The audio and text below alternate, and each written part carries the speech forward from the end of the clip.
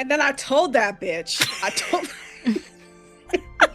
Oh, hi, everyone. Hi, everybody.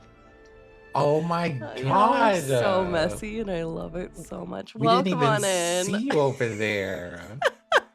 There's just been a little bit of shenanigans happening, as is prone to do with this cast, and I love them so much.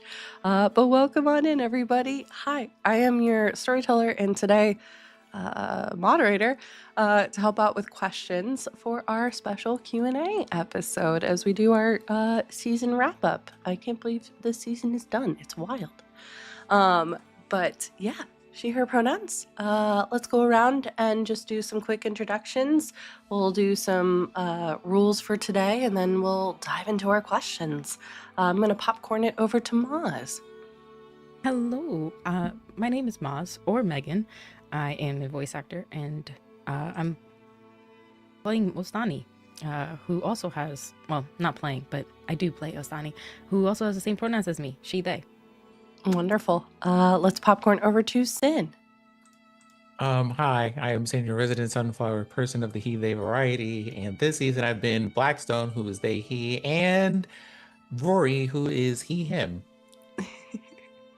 Wonderful. And last but certainly not least, we'll jump over to Fair. What up? I'm Farron. Usually play Theodore Shade's son, Battlemaster Fighter. Our pronouns are she, her. I also go by bitch, cunt, if that's what you want. Yeah. So you can see we're in not so rare form today. No, the normal form today. The normal form today. Mm-hmm. So we have our Q&A happening today. We have a bunch of questions that have been gathered from the Discord as well as from others.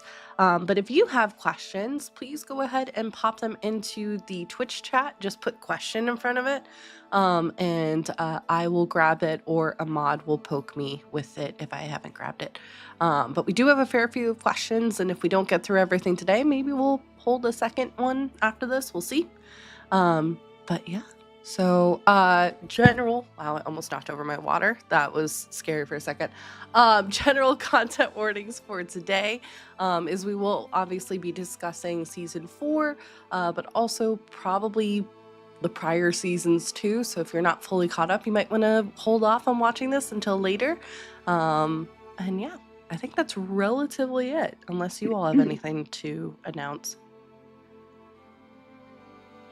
Nar? Sweet.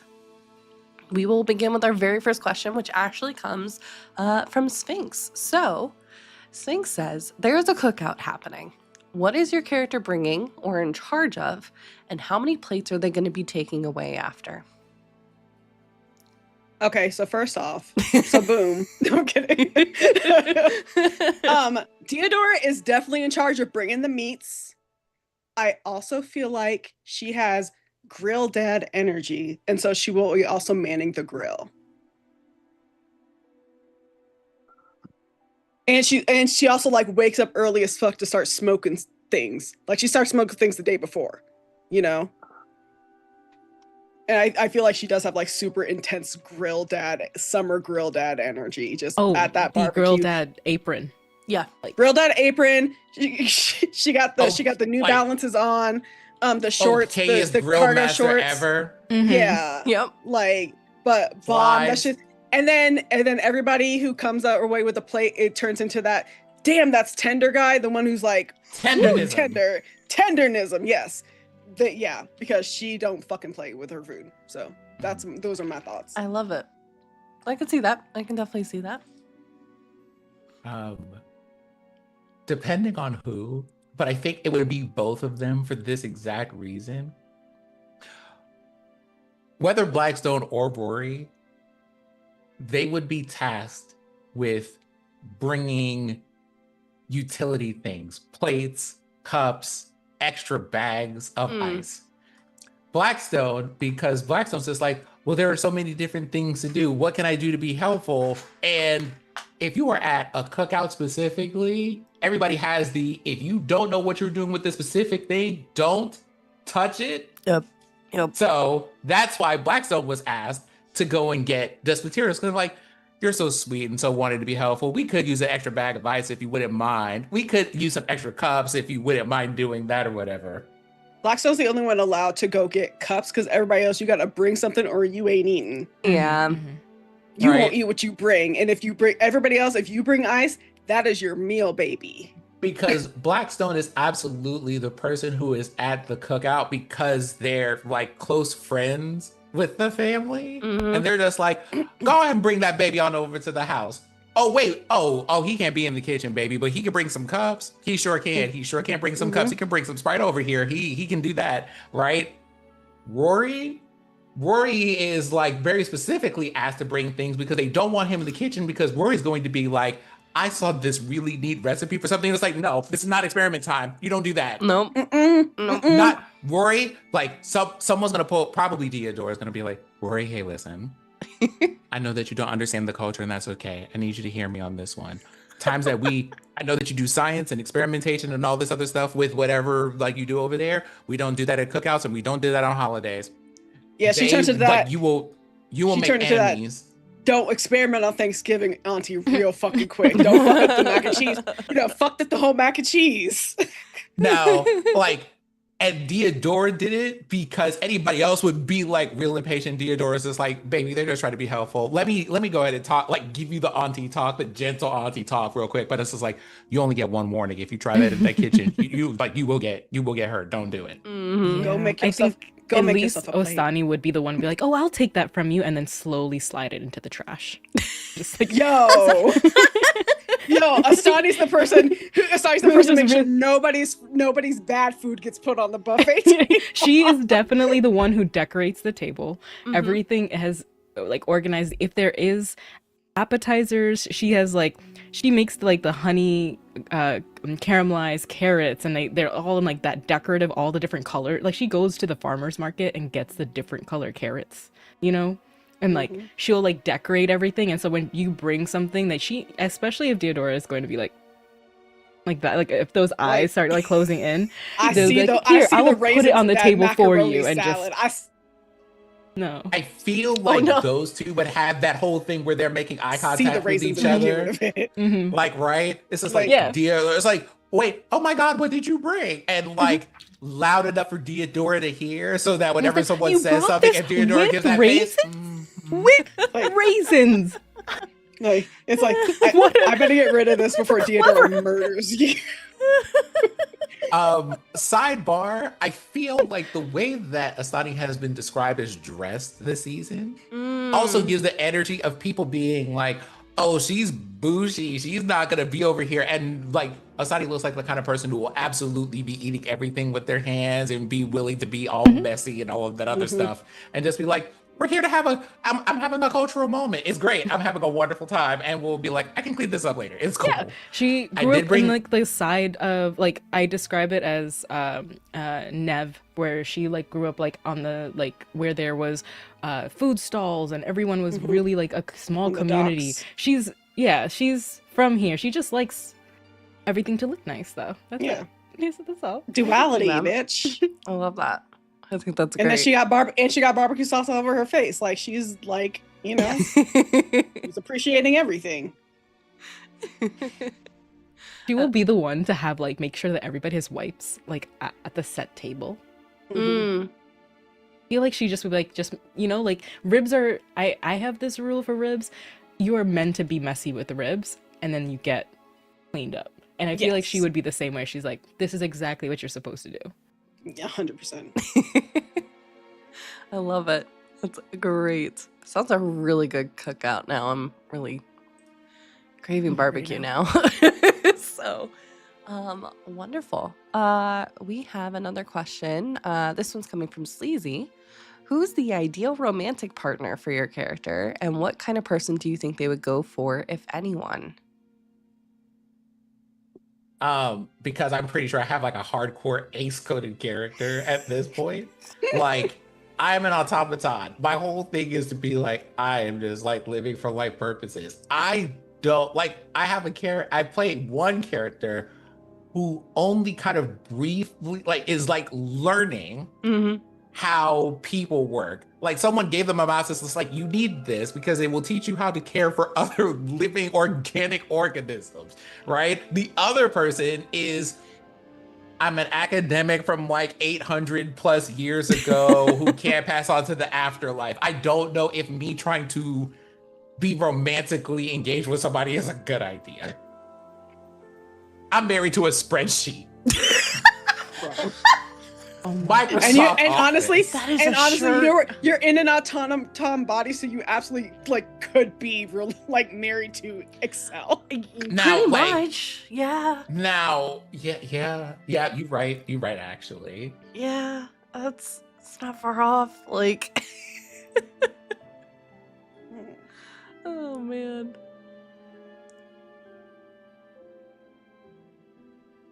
Well, let's just say what it is. Okay.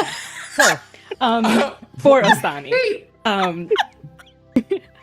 when they started this character, I think the connection that she has with her friend, everyone was like, I think it was like, oh, maybe that's a romantic partner. It's like, no, that is someone that they see as their equal, and someone that they see as someone is like the other side of the coin for them.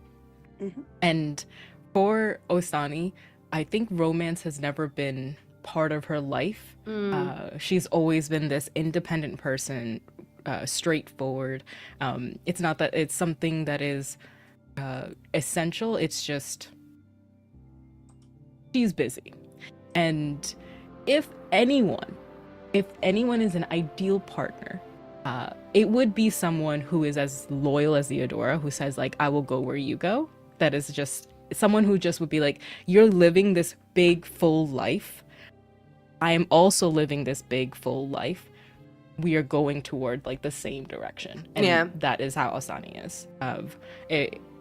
If anyone, like especially after Theodora like said those words, definitely they would go with that person together. Like that's the truth. Just putting it out there. I'm taking note. I'm listening. Mhm, I'm hearing the feedback. Don't worry. Mott's is like, you fucking better ship it. Listen, I need artwork. So I think for Theodora, obviously, I don't think anybody goes into making characters thinking about who they're gonna romance. I mean, maybe some people do. I don't.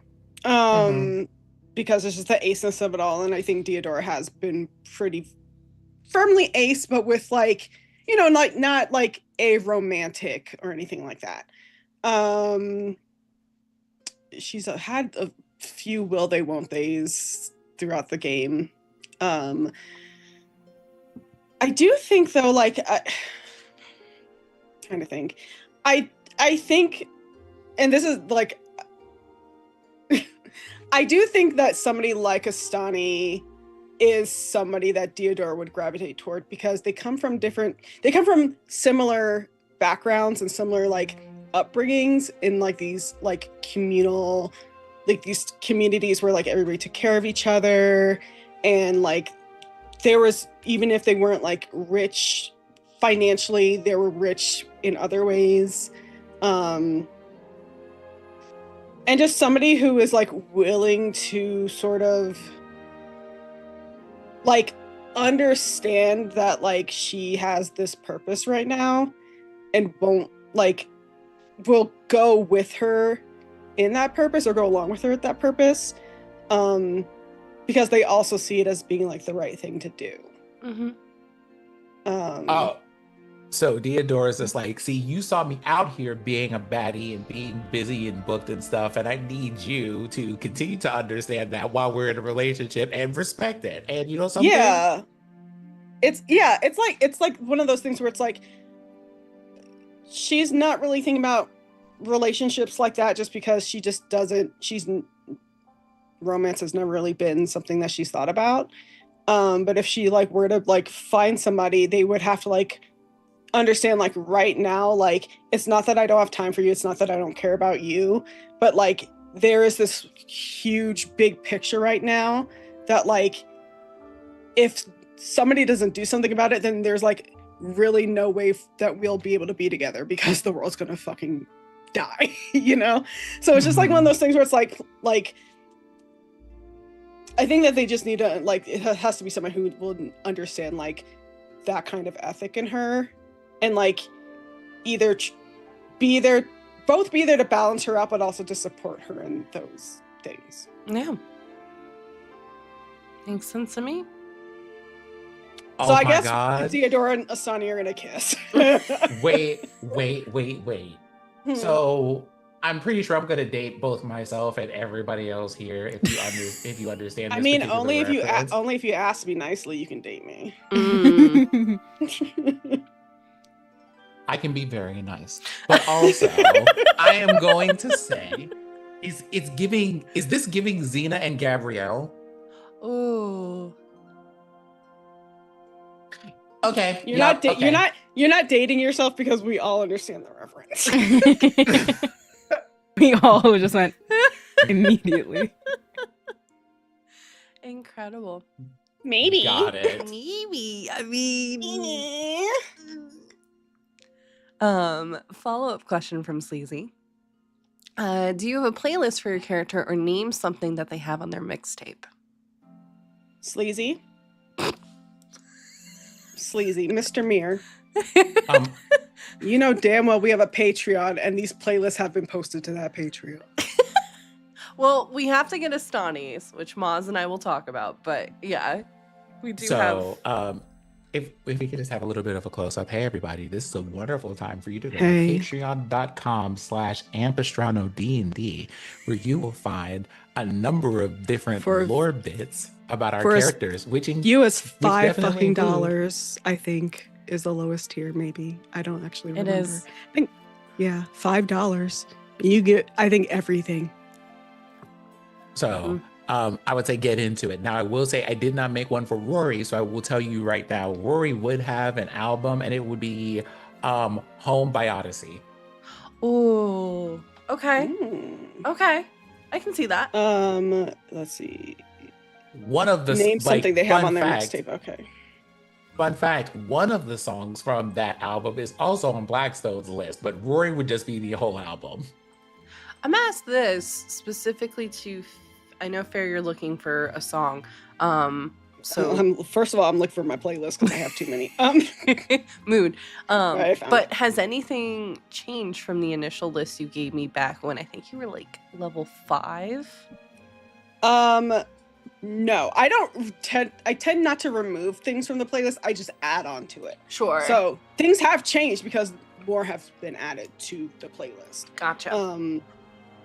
So, and then in terms of something that they have on their mixtape, oh god, there's so many good songs on here.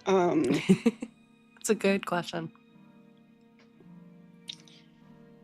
I guess just generally, like, I think for me, like, the first song or the second song on there is Bring the Ruckus by the Wu-Tang Clan, and I do think that still encompasses Theodora's personality, because she is about that fucking life. Like, you know, you want to make a scene, I'll make a movie, bitch, like, let's go. So I think that song has always kind of, like, been, like, I think that was literally, like, because I tend to rearrange playlists sometimes, but I do think that was, like, literally the second song I put on that playlist, and it has remained the second song that I put on that playlist because just peak Theodora. Maybe she can be the first song for her. But yeah, I think that, like, some of the songs have maybe gotten a little, like, heavier and darker in some ways. Like, the last thing I put on there is a cover of Doomed by Bring Me the Horizon. Ooh, that's a good one. But it's from an artist called Mafra who did a cover of it, and I like her cover better because she has a great voice. So I do think that they're, like, as, like, things have happened, yeah, throughout the seasons, I do think, like, there are some songs that have just, like, they've gotten a little darker, but not, like, too, like, not in a bad way, just, like, in a more, like, heaviness. Yeah. But yeah. I think that's valid. Makes sense. Yeah. I like it. Is there any specific song you want to spotlight? A specific song for Um, for Rory or for Blackstone? Let's say for Blackstone, because I'm curious what your playlist for Rory actually looks like. So that might be something that'll pop up on Patreon. But I mean, he just said it's just that one album. yeah, It's a whole album. For I think for Blackstone, it's New Machines from that album. That's the title of the song is New Machines. For Rory, I think the song would be Tides. oh yeah, I can see that. I will put, something, we will place that somewhere where you could go and access it on the internet elsewhere outside of the stream. Hint, hint, please go and look at it. Thank you. Thank you so much. Thank you. Love it. We have another question. This one's from Sphinx. Wait, we didn't get Astani's. Oh yeah, Maz, did you want to? Or With the playlist that I made ages ago, it's very soft Pisces who likes to watch the stars. So it's like Cute. There is a couple like elements of like there is a Cowboy Bebop song in there. hell yeah. Nice. Is it the Real Folk Blues? No, but we should add that now. Is it the God, what is it called? It's like a really like I think I have it on another playlist, so let me look. Or is it the Waltz for ZZ? Waltz for ZZ is on there. Waltz for ZZ is so good. I'm just like, because it's giving gentle guitar while you're watching the Yeah. sunset. That's the same reason Blackstone has a similar song in that vibe. It's called Benjamin by Yo-Yo Ma. Just like that. It's a song with just cellos and people whistling. Ironic, since we met Benji this season, so Maybe it is Waltz for ZZ. I'm thinking about and it fits too. So no, I love that. I think that's such a vibe. So thank you. Yeah, happy to be of assistance. Listen, you can clearly tell we all love music in this group, and I think that's phenomenal. This next question comes from Sphinx. What holiday or celebration does your character normally look forward to in the year? Has the journey so far hindered your being able to celebrate it? Well, we haven't really delved into the holidays just yet. I mean, there was a little bit with the harvest festivals, which you did get to enjoy until you couldn't. So there was that, but I think that's actually going to be something that pops up in this upcoming season, since we'll be firmly in winter. So there's like a big winter solstice celebration just to encompass all the different kind of celebrations that can go on. So I think that'll be a big one. I like to more so, at least in my mind with Jorah specifically, I feel like it's more of a celebrating of seasons, and then there might be one or two outcropping nights of like specific celebration, like something similar to like Halloween, or like the variation of like being able to connect with the dead and stuff on specific days. I think that's something that is intriguing, but also I think important to touch upon too. But yeah. I think Deodora mostly looks forward to like celebrations in like spring, early summer, just because like winter is a time where like things are lean. You have to like, there's really not much for hunting and stuff. Yeah. Which is like fine. Like, I mean, and like keeping indoors, which like she's fine with, but also she likes to just be outside. So I think she gravitates more towards warmth, though she does enjoy the winter solstice celebrations. Like they're a lot of fun, but I think in terms of like her being super outdoorsy, it doesn't really Yeah. lend itself to that. I think the sad thing would be for both Rory or for Blackstone, if there were an answer to that question, I don't know if those are traditions that people still do. Ooh. Oh, that's gonna really bring in an interesting. Well, in well, in I my feel like day, it's we did. I Oh feel my like it's a thing God. where Blackstone just does things and is either like spends a lot of time trying to recreate holidays from Aww. from their earlier memories, or Astani gets introduced to Cheesecake Day, where Oh my Blackstone god. just goes and spends makes a whole day of just like trying to make cheesecake. And then you just see Theodora in the background, like, oh my God, we're doing this again. Done. No. Bib on, ready. No, this is not necessarily about like her Theodora not liking cheesecake. She just this is the whole thing from like season 1 or 2. Mhm, mhm. Yep, season Like, 2. I know Astani would love it though. They'd just be like, "Here we go. Season Let's 2, go. and if Number the, 1, I'm number here. 2." I'm here to taste test. Mhm. and the discussion of does cheesecake have a soul, and is cheesecake soul food popped up. This is a running joke from those of us that have been with us in season 2. I love it. And maybe it's not even a national holiday, but it's a holiday for Black. It's a our group celebration. Yeah, instead of Pie Day, it's Cheesecake Day or something like.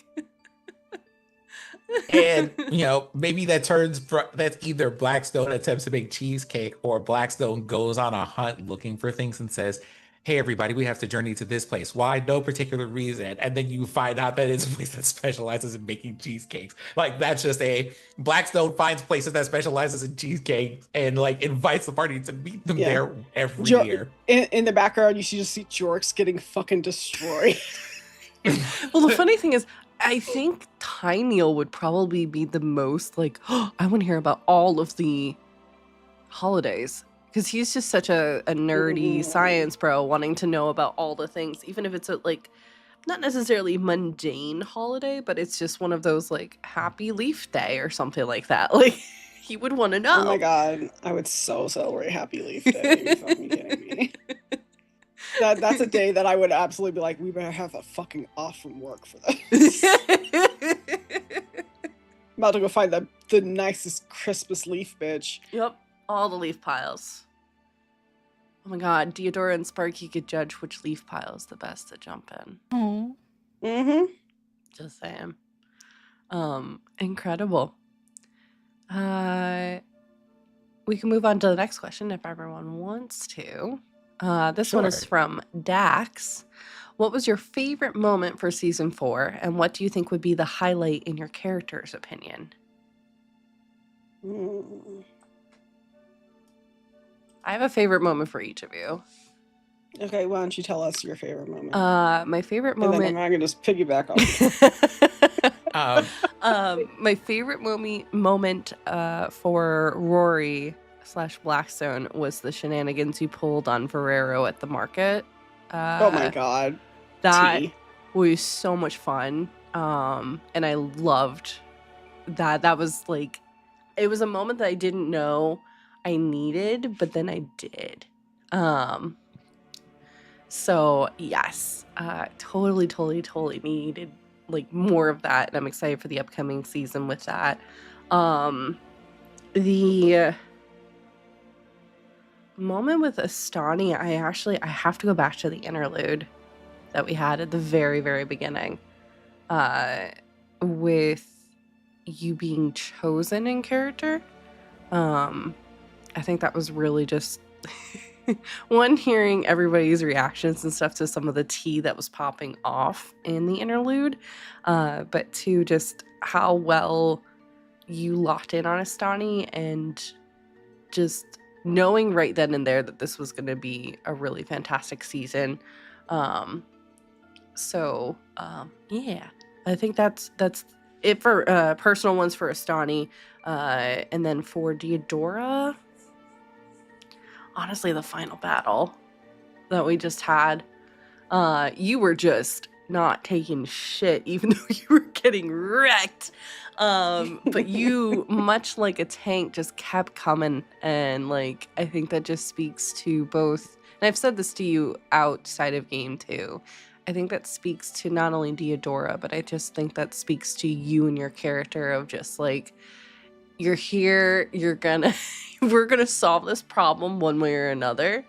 And we're going down fighting. Like, it is not in you or Deodora, I think, to give in, even when you're riding the one hit point, for a hot minute. Look, one of us gonna die on this hill today. It's gonna be you or me, bitch. Like, one of us dying today.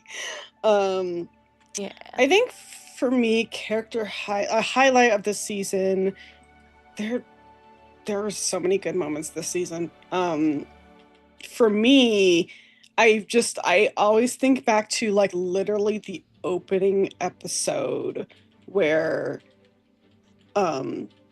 Tyneal gave Deodora that like amulet, and then it was a way for her to connect to her brother and like get a message from him. Like, I just remember like just the whole room turning into like stars and like, you know, like just the night sky and everything, and I just thought that was described so beautifully. Also, just like getting to like play Deodora in a way that I hadn't before, with her just being like super depressed basically. And she still is, but like, you know, like having to like balance like, I don't want to do anything, but I have to do everything because nobody else is going to do it, and like sort of like having to push aside like how she feels in order to do like what's best for other people. I don't know, it was an interesting balance to maintain, so I just really enjoyed that. And then, yeah, you know what? The final battle, yes, because I was on my bullshit.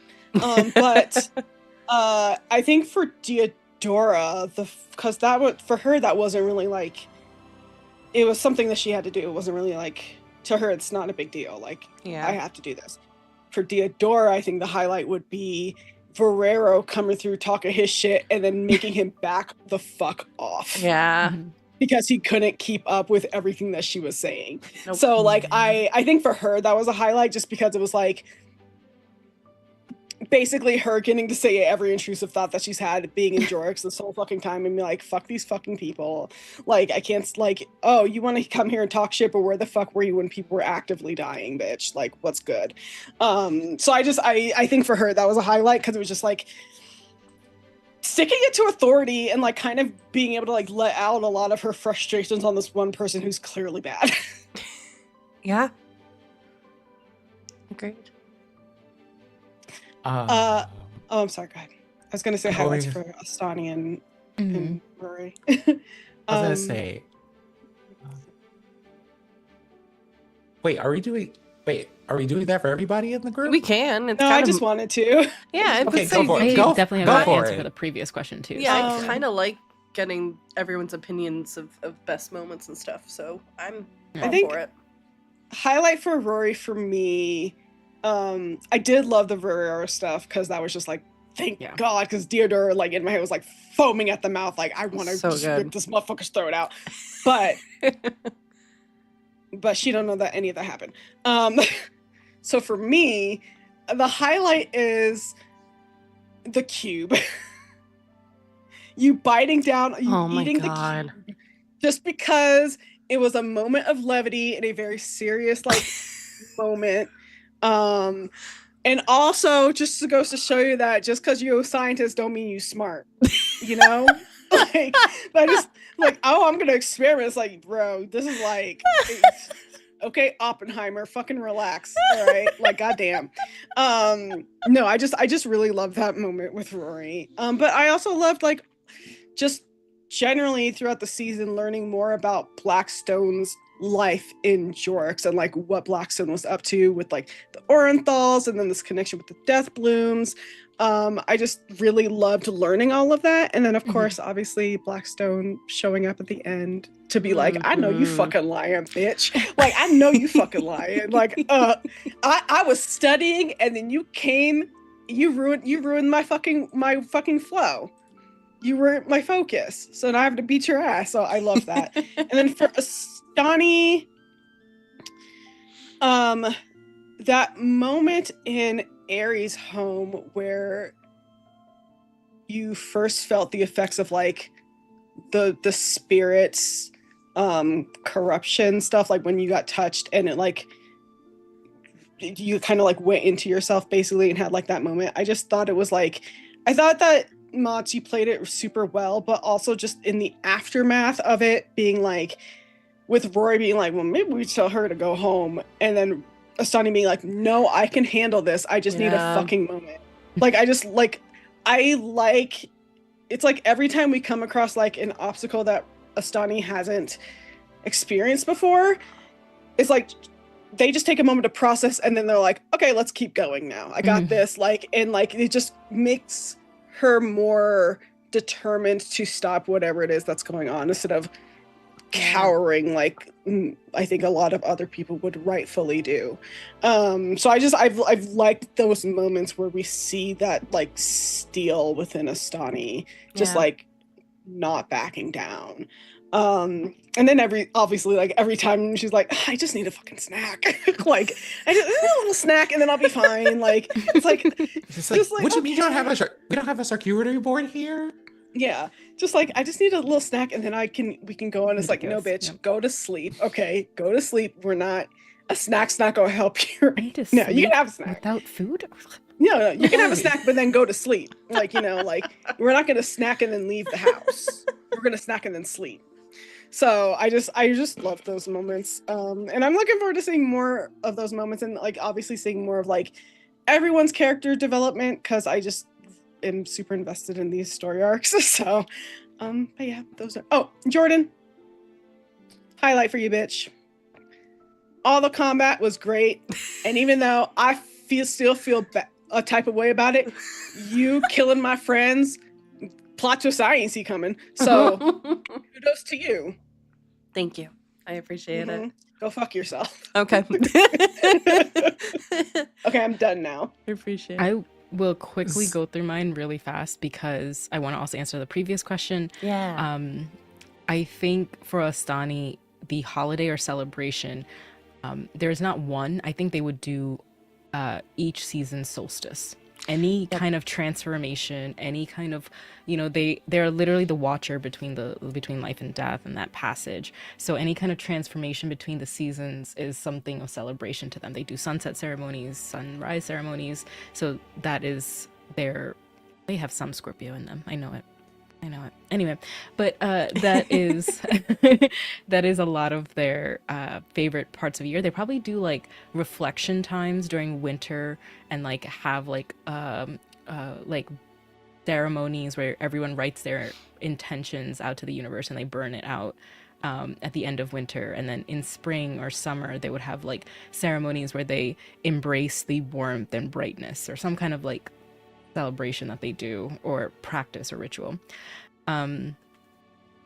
For favorite moments, I think any time Rory has gone to, and we're going to go into this room and talk here because nobody should listen to this. Yep. Right? Like any moment like that where immediately I imagine Osani's like, oh, hello. Like we're in that that first scene where we were in that room and Asani was able to do that spell with Tiny'll, everyone meeting everyone and then creating the bubble that space. It was the first moment that you just were like, this is a talented scientist, and immediately they're like bringing you in. Like that was really cool. I think I agree, Theodora, at the end. I know every single time Asani was probably looking at Theodora, it was just like golden light. Aww. Because it was just like they're beating up everybody and they're killing it. And if they knew there was a GM out there, they're like, yeah, try it. I will immediately find a way to bring them back to life.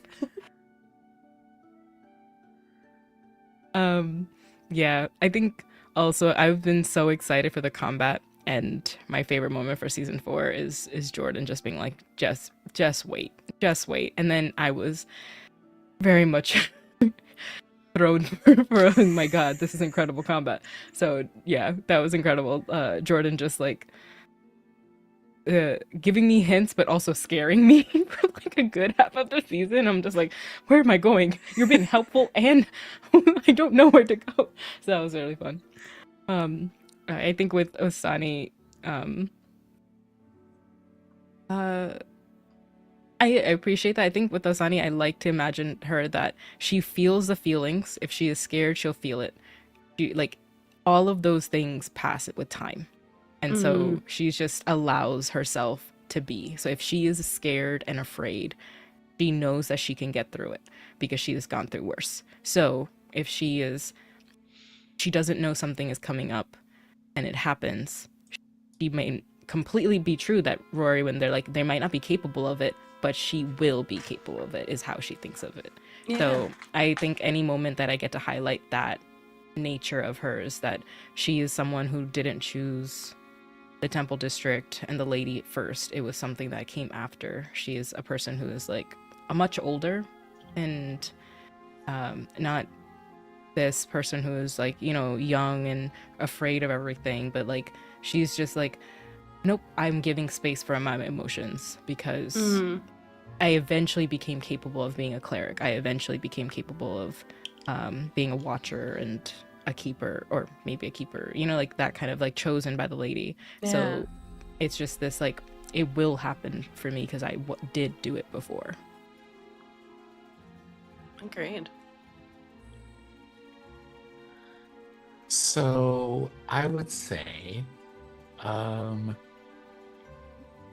highlight, like, I think my favorite moment, very similar to what Fair said, was being able to just see the long-term effects of things. So having that flashback to having things with Darcy and then seeing her as a death blossom later, or being able to come back and see like how these things have changed, finding out what things have remained the same and then what things are a little bit like have happened out of that. Although there's a bittersweetness to that too, because Blackstone's kind of learning about it passively, but Rory is experiencing all of these things and it's just like, where have you been? Where are you? How did all of this happen?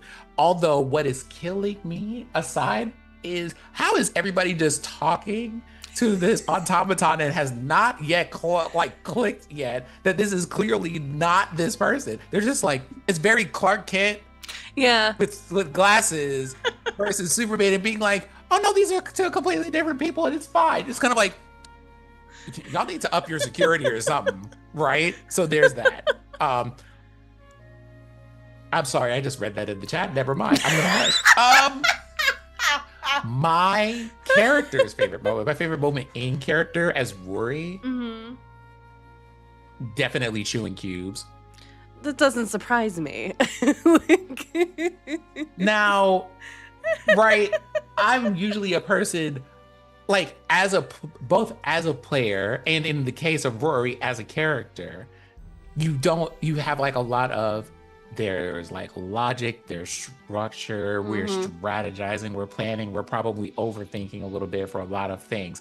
And then he gets this access to this one thing that ignites that little like inventive, creative spark to just go, wait, this is something new. I get to be more playful here. It's just like, I'm gonna bite all the things, especially because, and this is where it went wrong. The first time he ate the cube, there was like oh, you made a save. Now you get to take this and turn it into something else. And he's just like, I get to use all of this stuff that I went to school for, use a PhD for. I can turn this into other types of energy to do this. Transmutations, alchemy, I get to do all of that. And in character for Rory, that is exciting because all he sees is, I have a whole bag of potential magic. And you're just like, what you have is a giant lightning bomb if you do it wrong. And if you do it correctly, you have something that you can use to just kind of give yourself a timeout. That's what I intended these for. But if there's anything that Rory and Blackstone embody, it's this may have been created for purpose A, but there is so much more you can do with it. Yeah. Depending. You just have to think a little bit. Rory and Blackstone play are with stuff a little bit more. Rory and Blackstone are both fuck around and find out. Yes. They are both We sides of the are. equation. Yes. We absolutely are. It's the same way that Blackstone was just like, I think Rory felt about that cube and being able to eat it and see what happens. The same way that Blackstone was just like, cooking. It seems to make people really happy when cooking happens. So now I want to learn, how did you make this? How did you make this? How Yeah. did you make this? No, that makes sense. I think that was fun. Yeah. If I can add on to real quick, I also think something beautiful that has popped out from this season is all of us intrinsically checking that it is indeed Centaur. Safe and accessible. Yep, a Centaur accessible for seats, for stairs, for lifts, for all the things. We love that accessibility. So I love that that popped out. And then just because I know there was a hiccup with your internet, Maz, I love that answer. I'm excited, especially since we are going to be getting into winter in this new season, which is the time of the veil. So I think we're going to see a lot more of that spotlighting, and then obviously the winter solstices come into play. So I'm very excited for that. Sin, did you have anything else you wanted to add? Not for this question. Not yet. Yeah, Anyway. I have a feeling I know which question you're looking at. The next one we'll move on to. I'm actually going to jump down for a second, just cause. So for Maz and for Sin, and I know Fair is listening, what was the hardest or most stressful choice your character had to make this season? Not chewing another cube.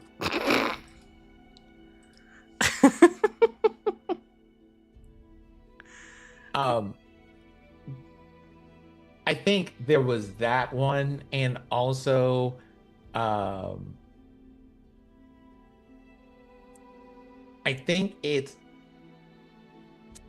a lot of the things that have been really stressful have been things that Rory is aware of, but I think it's very clear that ultimately he has no control over them. So the things that have been the most stressful for Rory have been seeing things like Theodora constantly trying to process yet another thing has happened, walking into a mausoleum and finding her friends there and being like, oh no.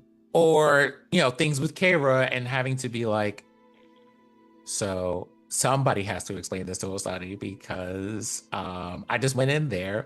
Let me tell you, it's rough times. There's it's not fun, in there.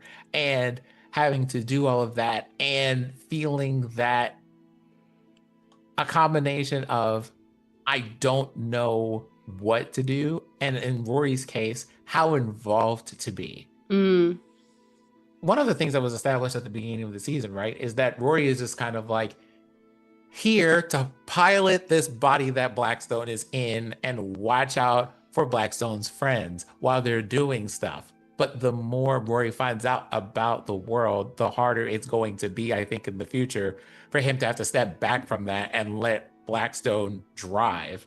And that's going to be a very interesting thing when that finally comes up.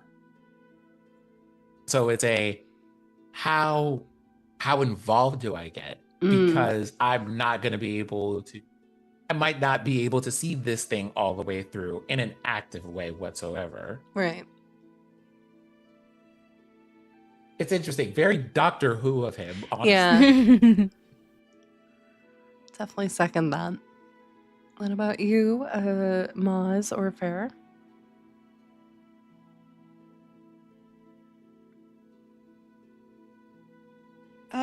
I think the most stressful choice Theodora had to make was to not immediately go find her tribe. I said this, I think off mic or off stream, but that for me, just me playing Theodora, I kind of felt like I had to like sort of do backflips to not have her just immediately go off to see them, because that's what she would have done like without really thinking. Yeah. But there was other stuff going on, and it would have also been out of character for her to like tell her friends BRB when there was shit happening. Eventually we found a reason why she wouldn't be able to go, and also she got to directly like communicate with Indigo, her brother, so it was fine. But I think like that was stressful for her because like there was so much going on, and like her family's so close, and she's just wanted to go home like for a bit, and not being able to go home was like really hurt her. So yeah, especially after finding like Demelza and Rajir in the mausoleum, it was like, oh my fucking god. So, and then still being unable to just go home was like hard. Yeah, the ramifications for that would have been interesting to see play out. That, I would say, honestly, was not necessarily the most stressful part of the campaign for me this season, because I could see both sides, but it's also like it was one of those moments of like, I am rooting for you, but I'm like, she could go back, but if she does, like, that's great, she'll see everybody, but this and this could happen. And the second she found that map, she knew she couldn't go. Yeah, the second she found that map on that body, she was like, I can't do it. It was one of those of just like, ooh, having that play out would have been, like I said, very, very interesting. And I had everything prepped depending on if you decided as Theodora to go back, or if you just rounded on Tyneal in this instance, or just continued into the catacombs, which you kind of like took a step back, which I thought was really great character development to kind of like, okay, let's take a second, process some shit real quick, then we'll go back in. Like we still got a job to do, but like and I think it's what I love about this game is like these characters feel so lived in. They like, that was a very human response to let me just take 2 seconds, right, to process everything before moving forward. And even just like that moment where it's like, can we just do, like, literally her being like, can we just do things one thing at a time? I'm like going to fucking crash the fuck out. Like, I can't, there's too many things going on. There's so many threads that need to be like attended to immediately. And I just need, which one is the one that's about to snap? Cause that's the one we have to just go to now. Like, and we knew with all the other ones, but and that's what I like, I wasn't, the goal wasn't to try and stress you all out majorly, but I did want that, since in seasons past we've had like 1 or 2 threads, but it's been, okay, you're handling it in your own time and it's done. Here, you're in a crossroads of threads and there's multiple things, but there's no wrong answer for which thread you follow first. Yeah. I should clarify, when I say I meant Theodora, not me. I was fine. Like, I was like, so this ain't got shit to do with me personally. Like, this is a game. But like for Theodora, it's just like there's so much happening right now, and I'm usually the one trying to like think of all the things at once, but there's like 10 things right now, and I only have so much brain power. Yeah. And also I'm grieving. Yeah. And depressed. What about you, Maz/Astani?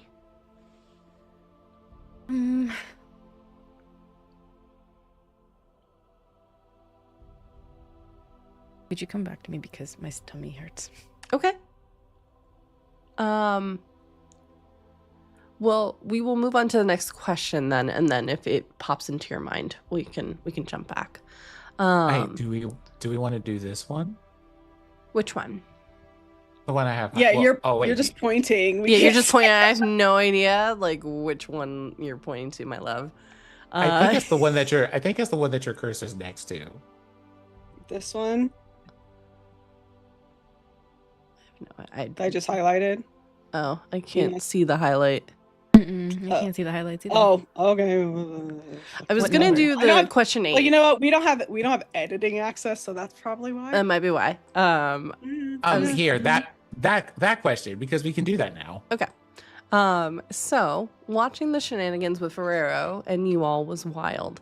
Sin, thank you for messing with him. And Fair, I hope you get to punch him. In that same line, I'm gonna do more than punch him, baby. That head is coming. This is a head that I will put on my belt. Like, is there a specific NPC your character and you loved, hated, or loved to hate this season or in prior seasons?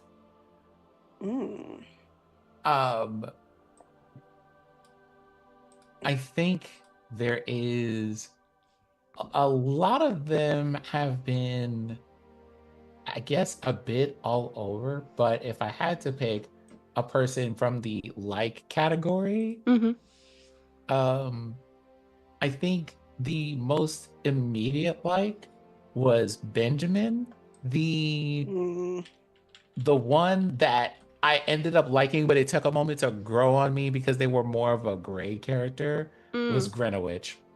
Yeah. I knew you were gonna say Greenwich. Yeah, she's because fun. the way that, like, y'all don't understand, she went from the love to hate category to the, oh, okay, you know what, maybe we were wrong about this one. When we spent 3/4 of that season ready to run her a fade, and then we found out about the Ouroboros Society. It was just like, oh, okay. And You know what? She became sympathetic so fast. As a DM, it was hilarious. The amount I remember distinctly. I had a legal pad next to the keyboard, and I was taking tallies every time you were talking about, like, well, what if we just run up on her? Like, what if we just kill her? And I was like, okay. It's like, oh, okay, well, we're level 2. We're level 3 because we were plotting. If we hit level 5, we should be able to go ahead, right? Yeah. It was so funny. And then she's been marked and she's dealing with similar shit. Like, this person who's supposed to be her sister everything. fucked her over. We're gonna kill the sister. I think it was the moment that we found out that she was like bound to magic that kept her from speaking about it. Yeah. It was very shout out to Jordan over here low-key referencing the Owl House and thinking that we wouldn't notice. I don't know what that is, baby, so I did not. Yeah, like the spoiler but not spoiler is the same thing that happened to Greenwich. Also, like had a similar thing that happened to one of the main characters in that show. Oh, I'm never gonna watch it. You can just say it. Yeah. I'll tell you about that one later. Just in case people who are listening at home end up watching the show. Yeah. Specific NPC my character and you loved, hated. So I don't think there was anyone that I loved that Deodora loved to hate. I do think that I loved to hate Greenwich, and then just loved her once we came to the turn. I think most character NPCs that I've hated, that Deodora's hated, I've also hated. So like, I guess I love to hate Ferrero because I'm just like, I can't wait to like take this bourgeoisie motherfucker's head off. Like, I love to do that, but I'm mostly looking forward to killing him. So I don't know if that's loving to hate him or just loving what the future holds, which is me murdering him. Sure. I'm also in the same area with you about Ferrero. Yeah, I'm just like, I just like to talk shit about rich people, So, I think loved. There've been so many that I've loved. Gregory Tyneal, which is Tyneal's grandson. Just because that was like the first NPC from Deodora's backstory that I like, a character that I didn't make up, but Jordan made up, but like it was just like the first like person who came in from her backstory and was just this like fucking golden retriever dude. So I do miss him. You should bring him back, honestly. Because he was just silly. Let me see. Oh, Javian from Help. Yeah. And just like also like one, because he was the catalyst for us learning about like what the fuck's going on, but also the whole vibe of this shadow library was fucking sick, and I just loved it. And like this like shadow librarian who's like sadly stuck, like cannot move on, like stuck in the shadows, but like sacrificed himself for that. So it's like kind of where he wanted to be because of all this bad shit that happened. Like somebody had to keep track of like somebody had to be the person who knew the story of what happened to Felk. Like somebody, there had to be somebody there. And at that point we didn't really know about Rory. So it was a nice way to like learn about the past. Sam, bring him back too. That little amethyst sweetheart was so surprised.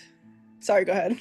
I was just over there being traumatized and being like, hi, I'm going to like when we saw him like decide to like finally like sometime later after everything that happened turn up at that one like tournament and be like, oh okay, you did some training in the backyard. I'm about to start. I need to start running. I need to start running fades on people. Like I can't just be sitting around doing anything. But also, here's the thing.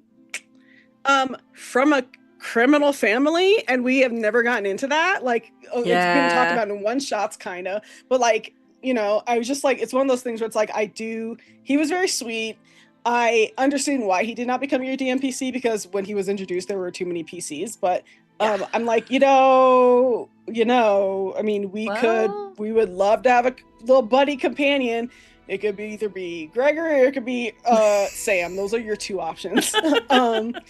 Also Ursula, because I feel like that was a character that like we got a glimpse of really, but like I mean there's still a possibility. Like I was like, I had always thought that maybe we would come back to her.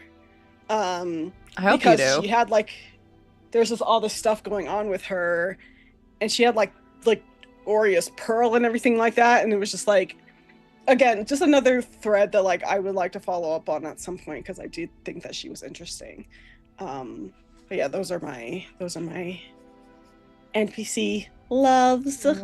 Especially since Ursula was in there being like, why you got so many souls in there? And everybody, including me, was just like, excuse you? Yeah. It's like it real quick. We were like, mind your business, but excuse you? First, girl, mind your business. And what the fuck is she talking about? Mm-hmm.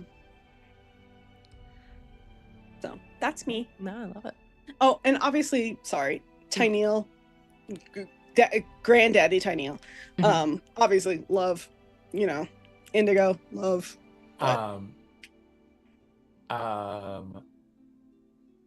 Pity I enjoyed hating that person in season one. I enjoyed killing her. That's about it. I did not like her. I didn't love to hate her either. I thought she was a piece of shit the whole time.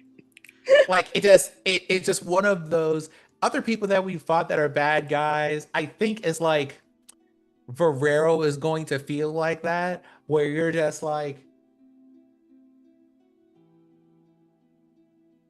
killing you is going to be very fun and satisfying.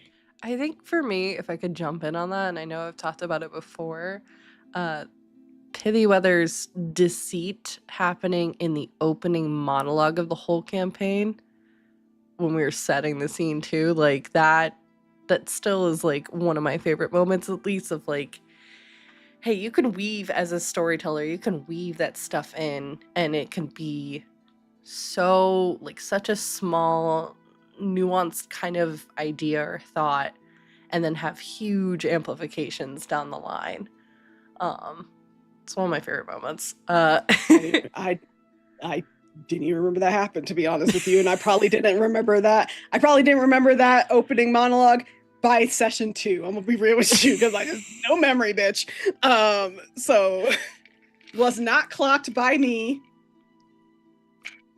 But your reaction was because someone clipped it, because you saw the firework go off one by one between the castmates, and you were like, no way. That bitch. That bitch.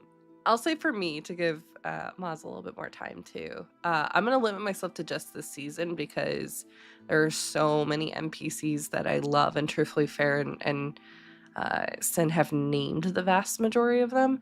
I really enjoyed surprisingly bringing Benji to life this season. Benji was mine. I love Benji so much. Listen, you probably have some things about him that that I won't talk about and stuff like that. So cause he's just such an oddball. He's such an oddball, but I think he matches Rory Blackstone's kind of personality in a lot of ways. Like, I feel like Rory / Blackstone with the cube, he's that inner chaos, whereas Benji is that outer chaos, but is actually very calculating with how he, how he likes to do things, Mhm. So sounds like a 1950s character, but I love how he's just like, well, if I could offer my very sage advice, just lie. and just make yourself a problem. It's all right, that was a Be lot the of problem fun. that you want to see in the world. Exactly. Literally living that line.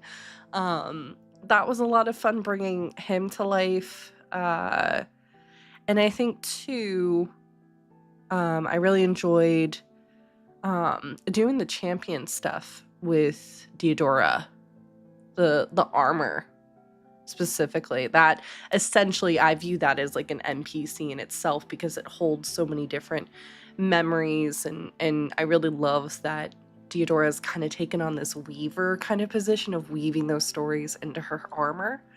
So I really love that. And then for Astani, I go between Kara and Keeper Reyna. I go between the both of them. Who was the one who disappeared during the interlude again? What was her name again? Daria. Yeah, I don't like her, but I liked her because, my God, that was so funny. The moment everybody turned after the interlude, I was just like, she's not there. Not there. So yeah, that's it for me. Like I said, there's so many NPCs. The one I actually hated playing, but I kind of enjoyed because it, I think, helped push the combat a bit, which is, I know at least for behind the scenes, something that I've talked about with the cast that I always feel a little bit unsteady about, was Starcrest, the Burn Hands man. Hated playing him, but at the same time, I think getting in his head and how he was viewing the world and stuff like that, and pushing things to the extreme, which may or may not, I'm going to word things very carefully because this may pop up with the fact that you have the key to his place, so I'm sure it'll pop up.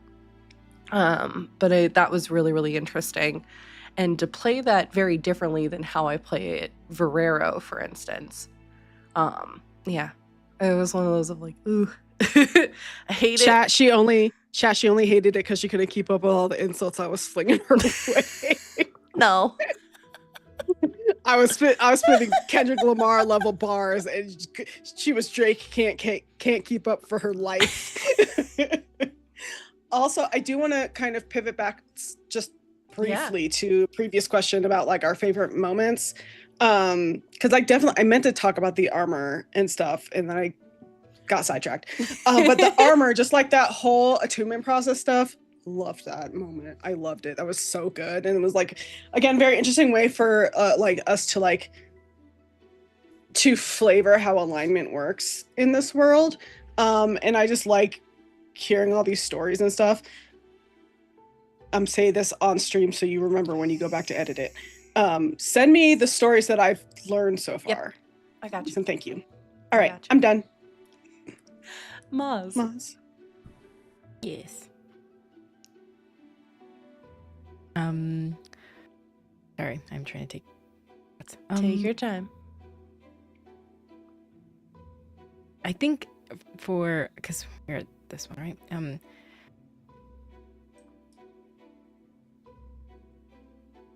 Oh, I see where your cursor is. Okay. Yeah, we're Then at that's the for in the sure. same line. Is there a specific NPC or character and you loved, hated, or love to hate? Love to hate Daria. Mm, mm. But definitely Benji.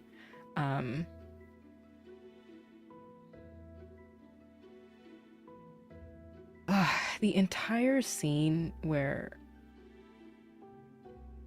what is his name? He came in. Is it Penny? I can't remember. What was it? Oh, the one of the wealthier NPCs that came in. The only thing I remember from that scene right now is Theodora just being like, "Well." Oh, Ferrero. That's Ferrero, Ferrero. Thank yeah. you. God. Ferrero Brochet. Yeah. Oh, that's perfect. Change his name right now. But yeah, I think it's definitely time for them to get punched, but also it was such a good. I like characters that come in that really, like, you can't change them. Nah. Now with like a good conversation, they are who they are, and they are that 1%, and just so it's not like a love hate or anything. It's just a great character that you have like put in to really highlight the disparity, which is nice. Benji, of course, because anytime, oh my god, I think it's so fun to see like when Rory just leaves for a second and then like has a whole other conversation and things like Yeah. and comes back and like, okay, let's have food. I'm like, the chart that Wasani is creating in her head with all the red yarn just grows more and more. It's like, who are these new names? And how did you know that Keeper Reina wanted to talk to me? What? How did you get this information? But I do like how you have what is it? All of our pets. They are wonderful. I love them. I think how you distinguish them is amazing. Yeah. I love them so much. I love his little suit whenever we talk about his little outfit. Can you imagine the winter outfit for Sokali? We're gonna have a Sakali, Astani, Corbin winter fashion show, to be honest with you. All the fanciest people in our group. I love it. Anything else before we move on to the next question? No? All right. So, feels like a lot more lore was dropped this season. What piece of lore or history did you enjoy discovering the most? And what was the most surprising?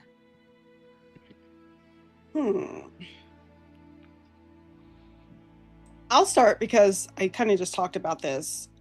Just like the lore with the armor. Because when you first introduced the armor, we didn't really know what it was, just that it was important. And then to find out that it's like this armor that's made from pure shift weave was fucking sick. But then also that it had all the memories of people who had previously worn it and died while wearing it or were absorbed by it because they weren't strong enough to wear it. Yeah. Was very interesting. And just like being able to glean like where the armor had been and who had worn it just by like reaching into it was great.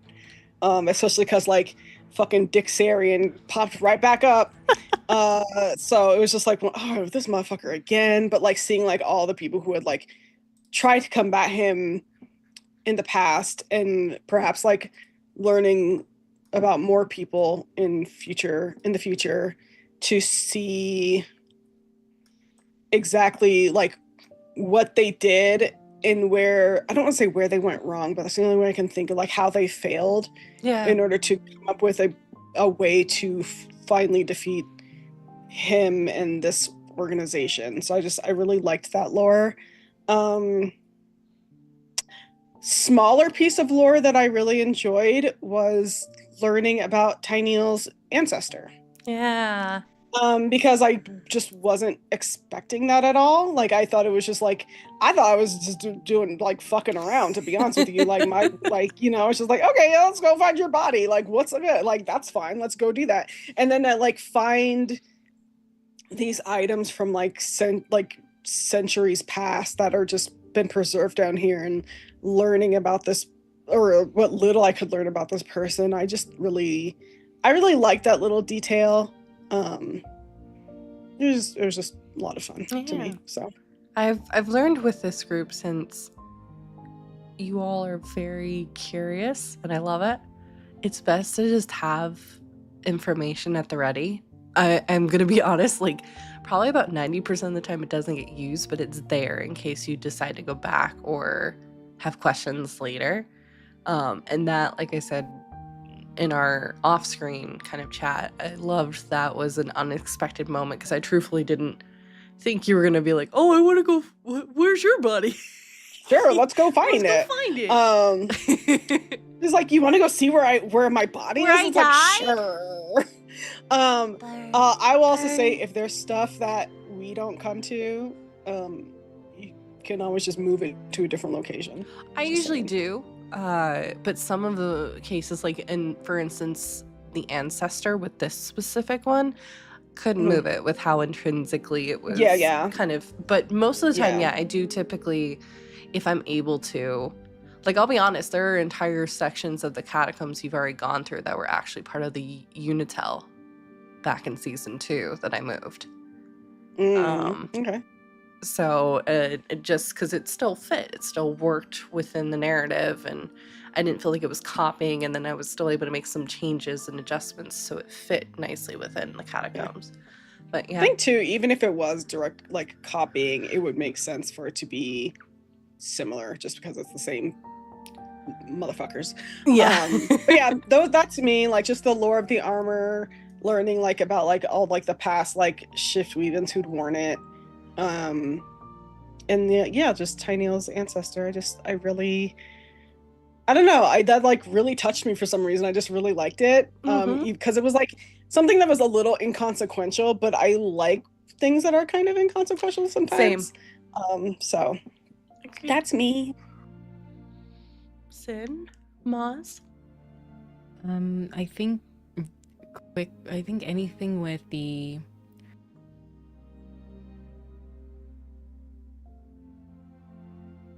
more and more Asani does with spirits, I want to dive in more with that, because that was like a little touch of it. Or when they were looking in the weave and like turning around, and they like Asani was like, I want to see what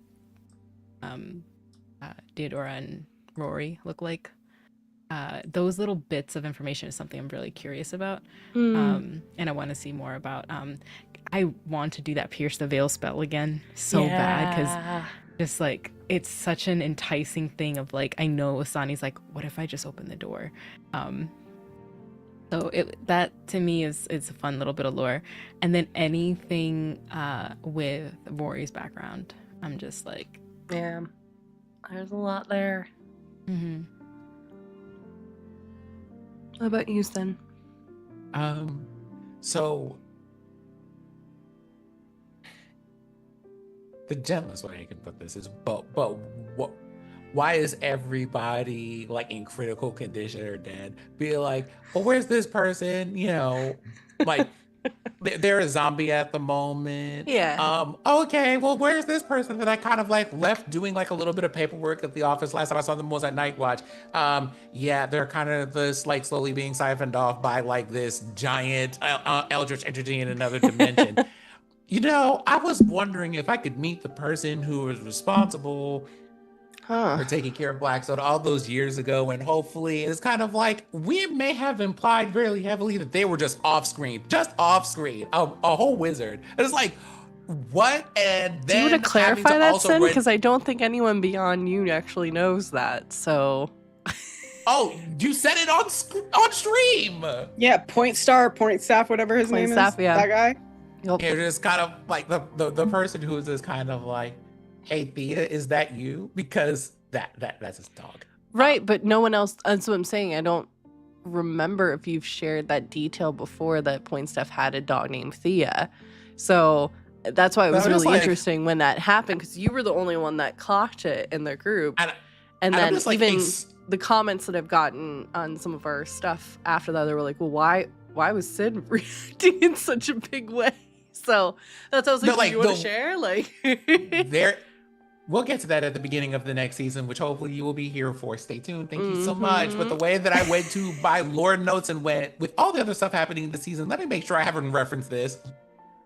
Oh, Jordan, you did it. Why? Jordan R.R. Martin, like out here just doing all these things, right? So there was that. I will say, for things that I did, I think it was also discovering is a really good way to put it, because I think that's what Rory did. A lot of the lore that I read into was one of those things where you start in the middle of a story and you're just like, okay, so something has clearly happened here, but like, what happened here? Why is this a thing? Why is this a thing? And personally, whatever this nonsense is with Ferrero Brochet or whatever, we need to find out what's going on over there quick, fast, and in a hurry. Like, because I prefer my fates to be calculated when they are ran so that we can make sure that the code checks are thorough.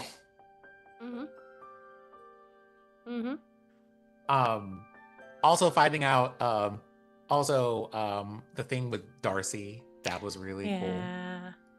That was really cool. Really cute.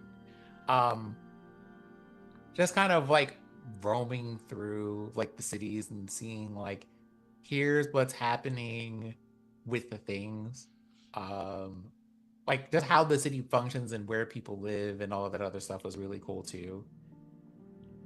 To add on to that, I really enjoyed this season, the approach that we did with like someone in the hot seat, so we were able to see like what things in the past and then how that the ripple effects, as you kind of noted, because we saw it with each of you in different circumstances.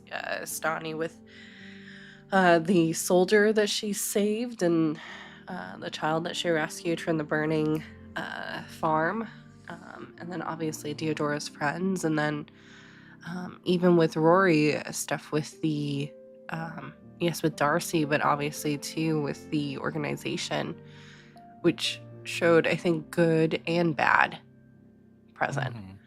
So yeah, I really enjoyed that. Anything else before we move on?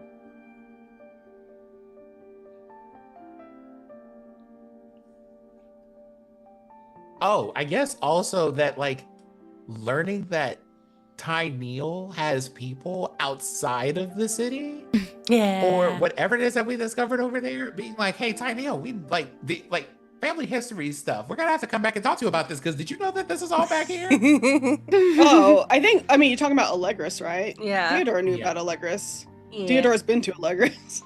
Yeah. I think it was like finding out like they have a map of this place down here. Why do they have this down here? Hold on, what is this? Because they were fucking around and finding out, bitch. That's why they got a map. But it was also like they were, if I recall correctly, they were creating the map as they were exploring the catacombs, or trying to at least. Yeah. So, but it's also like, well, what were you trying to get down here? Yeah. What's down that path? That's what I want to know. Is the path still there, even too? Since it's been a while. Is the path still there? Yeah. But all the traps got triggered, so we're good, baby. But also, you saw the devastation of some of those old traps and stuff too. Like, whew. Which is why I say we're good now, because they took the hit for us. Now we can just walk right on through. This is like coming in right after Indiana Jones has been somewhere. Like, you're fine. You know what? Real. Very real. Real. We have a couple more questions to get to today. But if you have any more, please feel free to submit. And like I said, Sin hasn't had a one-on-one with me for Q&A, so maybe we'll sit down and discuss things a bit more. But and by maybe we mean we're absolutely doing it. Exactly. Listen. During the season, we got to meet and explore a little bit with the other factions that are actively working throughout the city. If you and your character had to join one tomorrow, which would it be? I think this would be a weird place, because I feel like Rory would definitely be more on the Death Blossom side of things. Mm-hmm. And I think Blackstone would be I'm going to be wanted. Like, if you've seen the movie Wanted and how that whole thing went, where it would be like, we're gonna have a little come to Jesus moment about this, but like the idea of having like the little spy network of the Orenthal is also really cool. So it would be things like, although the thing about the Death Blossoms is that they still haven't figured out that that's not like Blackstone precisely. So that's just like kind of a whole thing. They know something's up. I mean, they've mentioned a couple times that you're an old spirit. There's some strangeness with you. They've noticed something, but he got a fucking system upgrade, bitch. Mind your business. Okay, we're no longer using Windows 10 anymore. Leave it alone. Y'all knew the Windows 95 version. He's upgraded since then. Not the Windows 95. Deceased. Well, I think. I'm sorry. Go ahead. I said just deceased. I was just laughing. Oh, well, Deodora was once part of the Crown's Guard. Like that's her backstory. She was part, and I guess technically she still is in a way. Yeah. But I don't know if she would choose any of these organizations because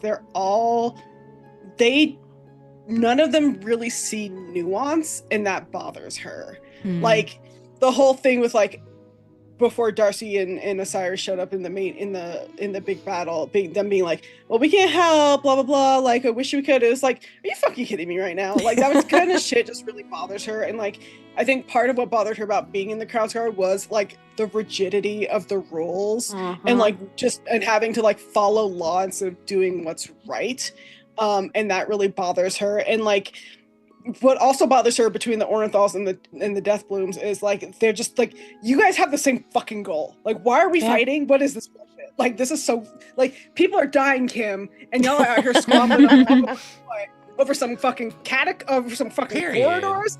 Get over it. Like, it was just like I don't think she could like join any of them and feel content because so many of them, even though they have like they stand for good causes, the way that they go about things or the way that they like can't go about things, it's too restrictive.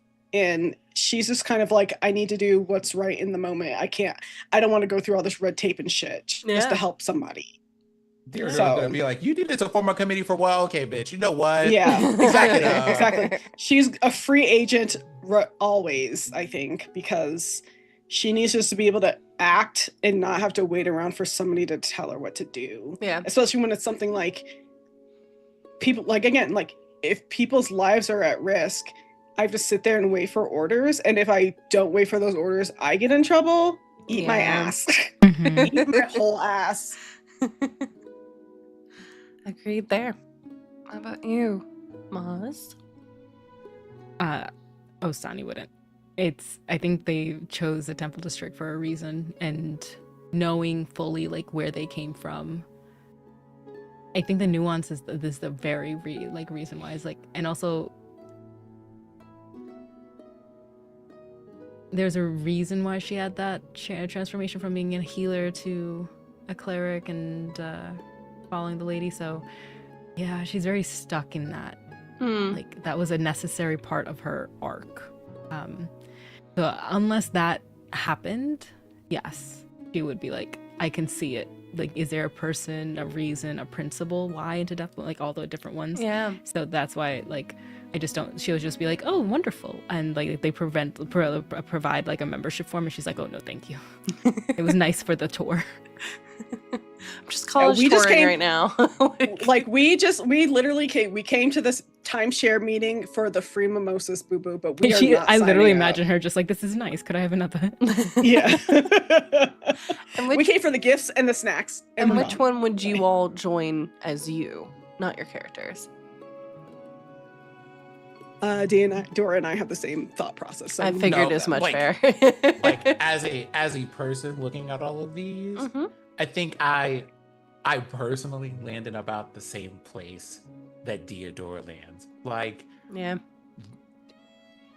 y'all are too like rigid and willing to scream at each other, and I do no, absolutely not.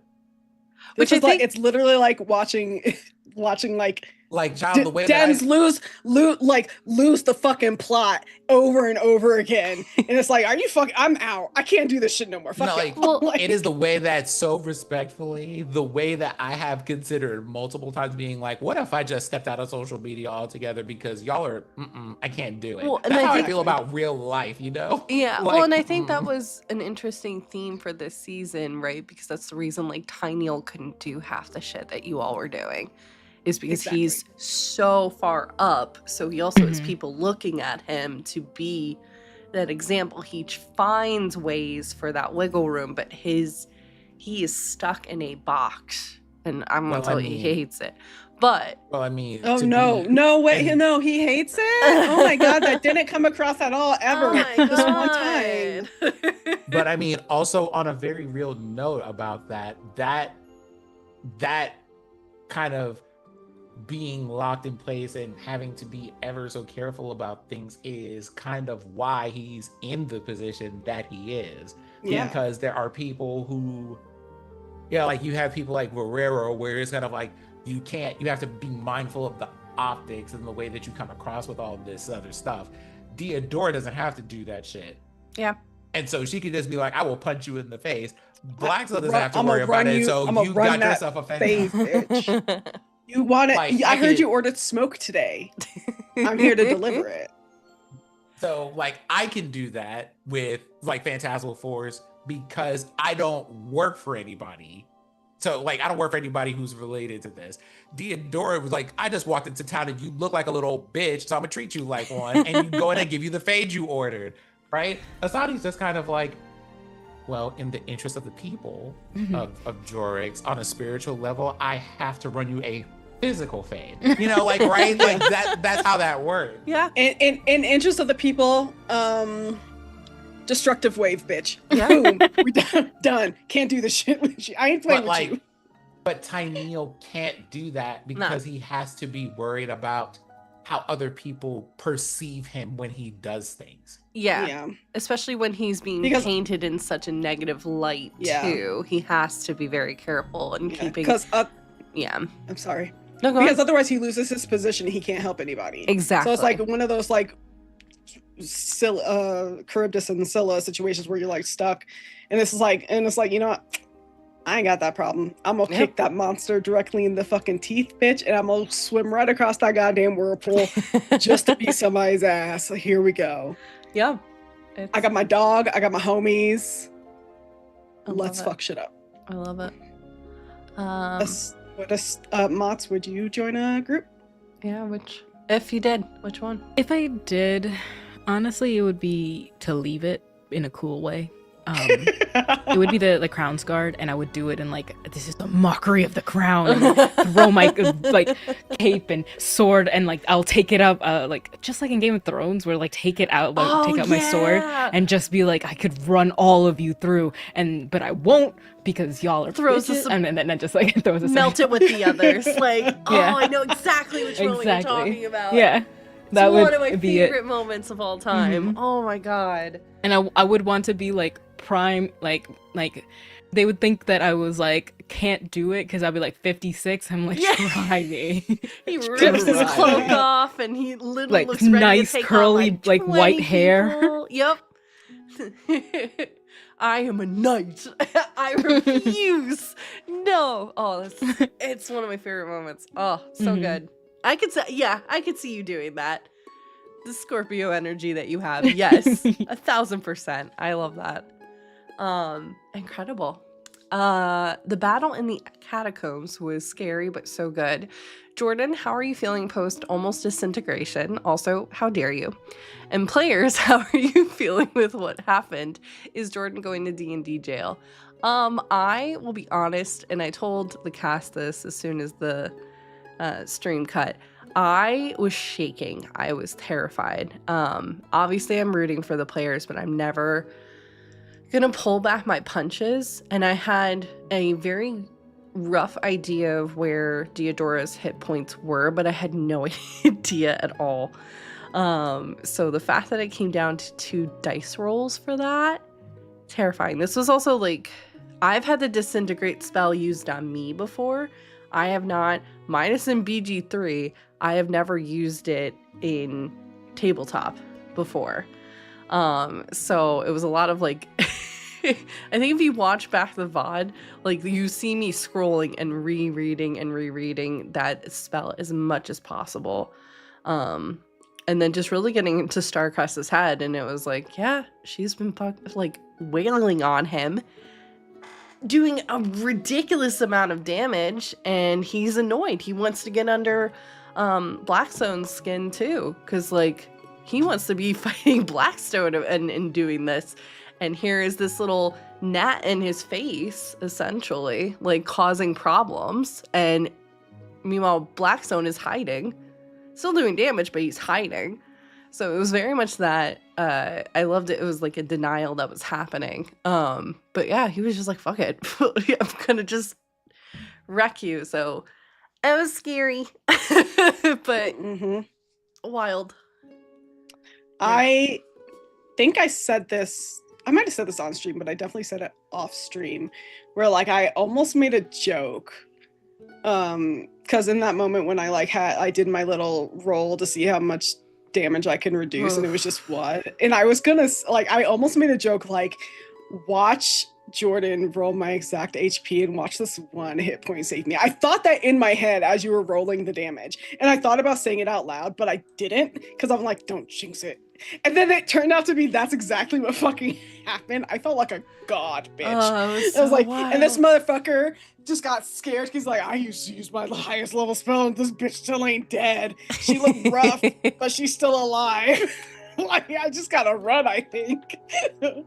So, but yes, Jordan is still going to jail. Just so you know. Love it. Anybody else? My internet blipped again. What? So we were asking about your internet is being rude. But the question was in regards to the catacombs fight with Deodora almost getting disintegrated. So how are you all feeling with what happened or what nearly happened, and am I going to D&D jail? Sorry, let me take a second. Yes.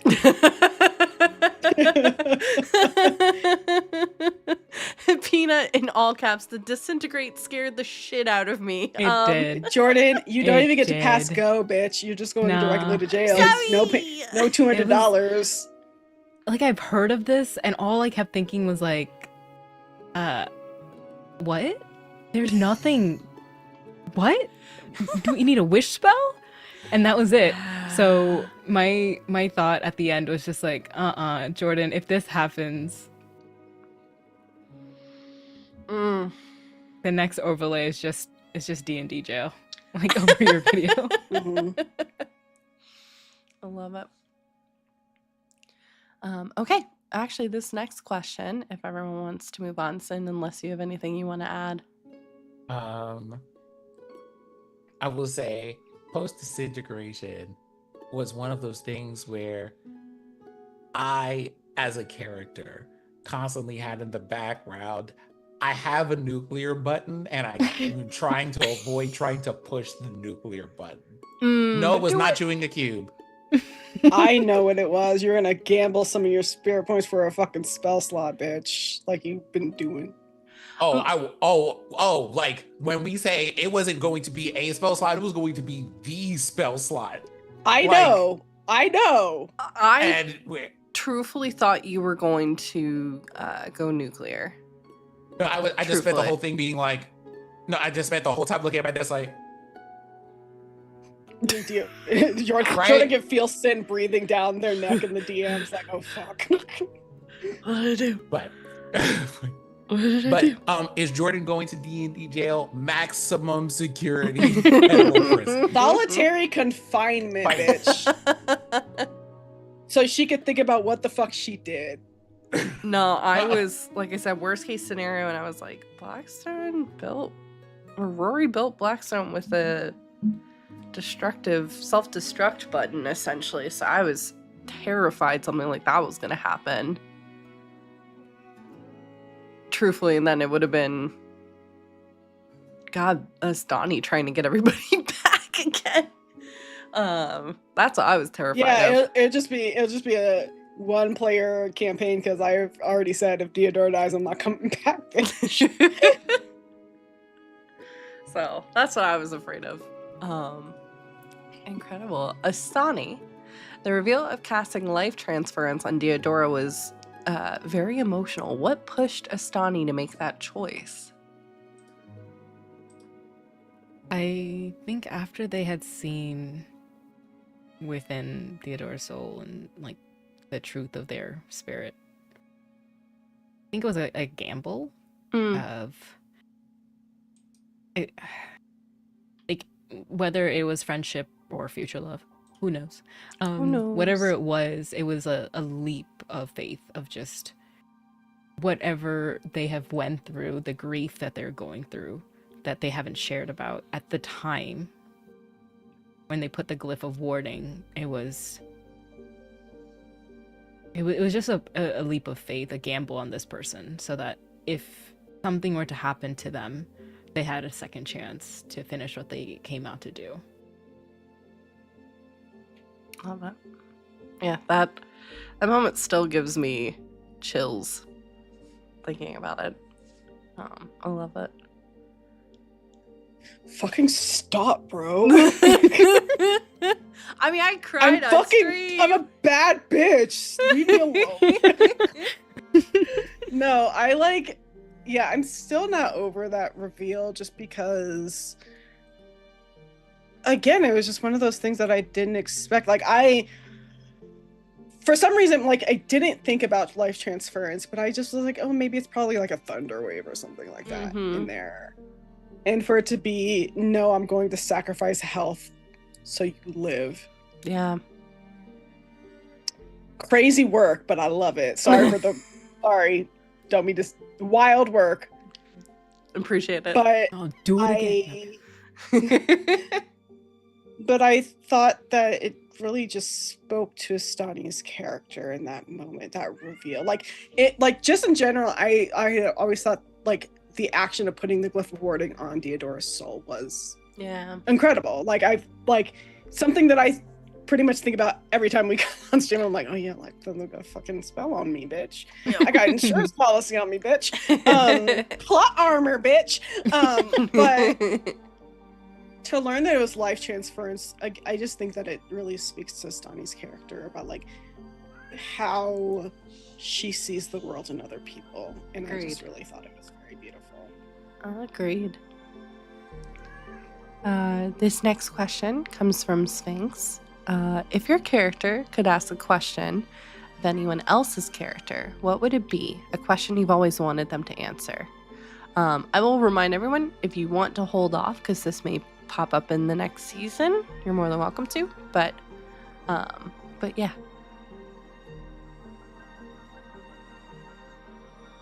So it might pop up. I imagine that there's going to be a lot of discussions about things and just also being curious about each other.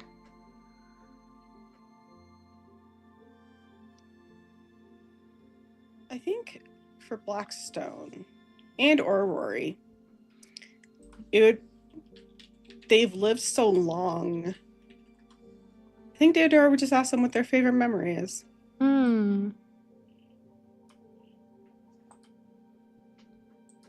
And I'll wait for Moss to get back before I say the question to Astani. Sure. But yeah, I think it would just be something that simple. Or even like, Rory, when you were like in a corporeal form, like what did you like to eat? Things like that, you know? I don't want to say she's a simple person because she's not, but I think like those are the things that like, those are the types of questions that she gravitates towards more, I think. Sure. In trying to learn about people. You're muted, Sin. I think they are just very, very human questions. You know, it's just like, you know, I'm not asking about like moral philosophies and like cosmic considerations. Yeah, no, like, I don't give a fuck about that, bro. Just like I want to know about like the small and simple things that make you like feel alive or enjoy the life that you're in, and I think that that's really cool. That's a very Theodora thing to say. Yeah, I would agree with that.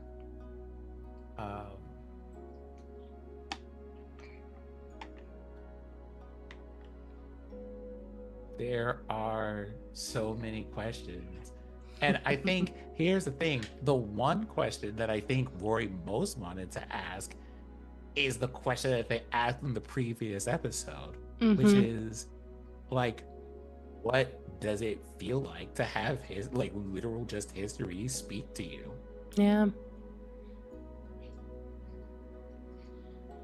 Because like for most people, they have to, it takes like really powerful magic. They have to like read things or study or what have you, and the closest they get is how well can someone write in a way that communicates those thoughts or those feelings. But like for Diodora, that's a living thing they get to interact with, and that is a wild thing.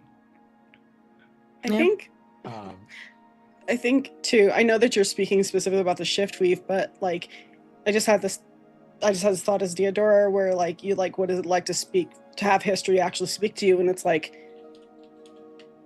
she has history speaking to her every single day through Rory and Blackstone. Yeah. So That's true.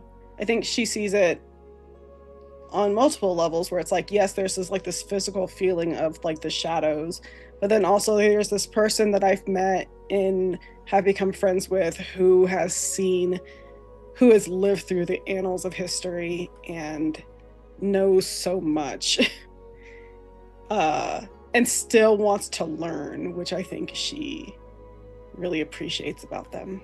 Yeah. I agree with that completely.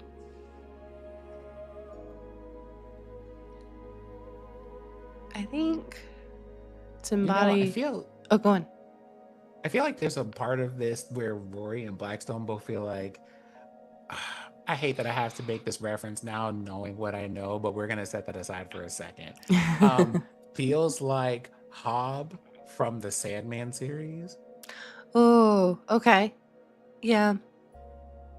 For those of you who don't know that character, basically this person made a deal with the embodiment of death that was, hey, I'm going to make a deal with you, and the deal is at the request of your brother to not take me until I ask you to. Yeah. And so he has since been affected in a way by that request that no matter what happens, he is going to, like, no matter what happens to him, he will always live through it. And so he has seen centuries come and go where things have been great, things have been terrible, and everything in between. And someone asks, and every century he meets up and goes, like, he meets up with the embodiment of dreams, the sibling of death, and goes, so how do you feel about this? Do you still want to keep going? And he goes, after everything I've seen, how could I not want to? There's so many more things to live for. Yeah. That's what that feels like when you say things like, he has seen so many things that he still finds stuff to learn. Yeah. And still wants to. Agreed. Fair, you were waiting for Maz to get back, but I have to step away for a second before I ask that, though, so I'll let somebody else go. Maz, how about you? The question on the board, right, is between the different, does Astani have questions that they would want to ask any other person in the party? Mm-hmm. And if so, what are they? The grid, the shit-eating grid that just popped up on Maz's face. Who is Blackstone? Weird. No. It would just be a lot of questions for Rory, but nothing that they would like. I think it would be understanding their background, how familiar they are with like souls that can't move on, and like that it. Oh my god, it would be just a whole session on like Rory Blackstone 101, and Osani will be like front and center. It will be the hugest thing for her is understanding there's a part of what she does as a spirit farer, as a veil cleric, that has, yeah, that for her, this is like, what do you mean? And this doesn't, that's not how this works. What do you, how long, when, where, what? They have so many questions on that background. And I know we've slowly kind of learned a little bit, well, you know, especially not a little bit, we've learned a lot, but like for Asani, it's just, I think it's definitely, that's her. Yeah, it's part, I think it's part of her arc now of like understanding the origins and what, like, what the entire story is, figuring them out and working with them if that is what's something that they want, or I don't know, she just doesn't know. It's just like a, she's there that for that, Yeah. that background. But yeah, that telling you, she has red yarn and it's only just for like, who are all these names? Why? When? So many names. Question marks. Valid. I just got it. Okay. I think for Stani, Diodora would ask, again, just very like, I don't want to say basic, but like just more questions about like where they grew up, like what their community is like, because I don't think she's come across many communities that are similar to hers, and so she would just like to know like what it was like growing up, like where like in the village that Stani's from, and just wanting to like kind of maybe see like the similarities and the differences, I like, and just like, you know, learn about that culture a bit more. Yeah. So again, nothing like profound, but these are the things that interest her about other people. I love it. Sorry, Mr. Salem is being very chaotic over here. We have a question from Peanut. Question, and I asked this the last Q&A, but answers may have changed. And also, Sin wasn't there. Also, just so you know, Peanut, we're going to be doing a one-on-one Q&A with Sin and I. So if you have questions for Sin, definitely get those in as well. Have you learned anything from your characters or the game in general? Have you learned anything? I'm sorry. Let's try that again. Have you learned anything from your characters or the game in general that has given you insight about yourself or IRL in general? If so, please do tell if you're comfortable.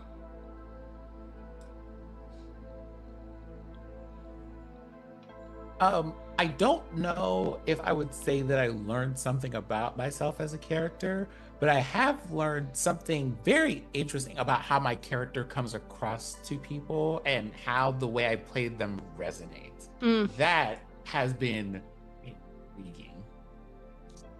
As a person who, as far as I know, is not in this category and also has not been diagnosed as such, the way that it was not even all the way through season 1 that Jordan got like DMs being like, so I'm just gonna ask, is this like he got an the tism, don't he? Is he coded? He got the tism. Is he coded? Does he got the tism? Because, you know, I am playing this character who's kind of like, I was basically asleep for 250 years on the side of a mountain. Someone decided to bring me into the world, and now I'm asking questions about things I don't understand, like what has happened in that time. So it's like I have questions about people and about their conventions and the way that they relate to each other and why they do these things. And people are just like, that's like me for real. Yeah. And I'm just like, there's something here, because like, why was that, of all the things that you could have picked out, why was it that? And there's also a lot of things where it's not like that's like a one-to-one for me being this character, but there are definitely bits of myself in this character. And I'm just like, Now, I don't know if I need to go today to see the person in a lab coat, but maybe at some point I should talk to somebody with measuring instruments and go, hey, just to make sure that we cover our bases. If I could jump into that exploration and then the subsequent kind of discussions you and I had from that is what actually pushed me to go to therapy and get that diagnosis for myself. Just through discussions and stuff. I think we've talked about it before, how we all put an essence of ourselves into our characters, and for me a lot of the world is very much, you know, reflections of aspects of me, but all of us, truthfully. But that discussion with you about you know, hey, are they on the spectrum in some place, truthfully is what I was like, oh wait, that feels the same for me in a lot of ways. Maybe I should go. maybe go take a closer look at this real quick. Let me grab this comment out of chat, because when I tell you that I've known at least 3 people who made a doctoral thesis on this exact thing.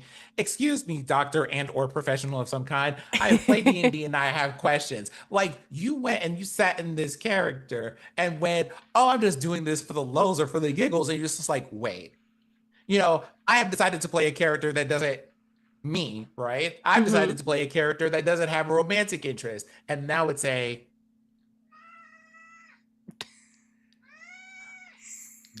Sorry. wait.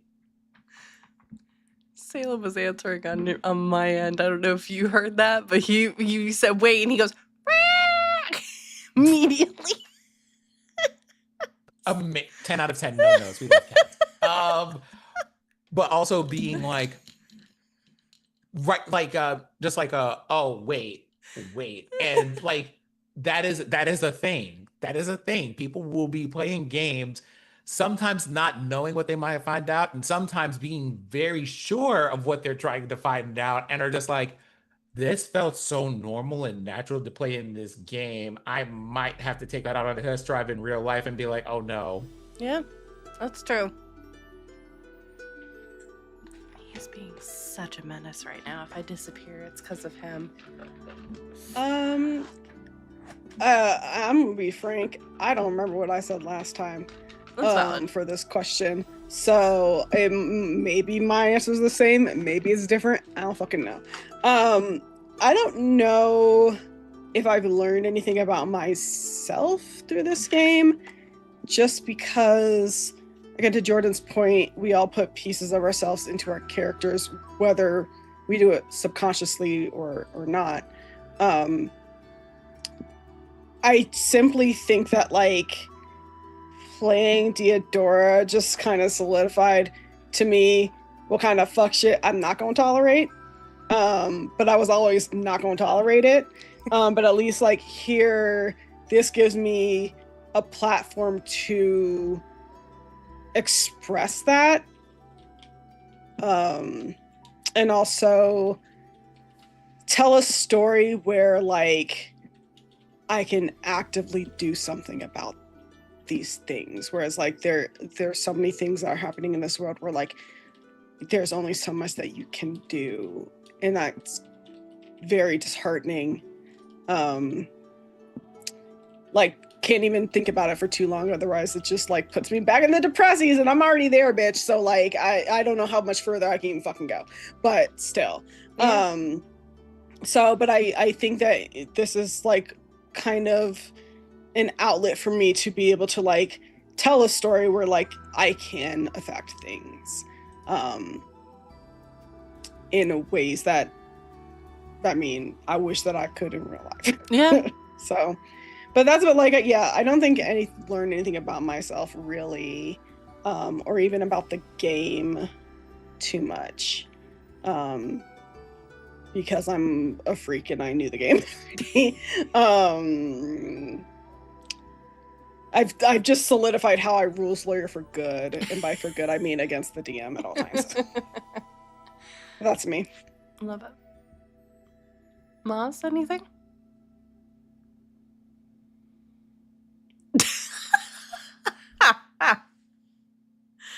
Every fucking time with you, Jordan. Every time. You always catch It's somebody not with my fault. food in their This mouth. time we went to literally everybody. Maz stared at me before taking the bite. So You listen. can answer the question. I already Look, answered the it. cornbread is still nice and warm. I wanted to eat it. 2. I also don't remember what I said before.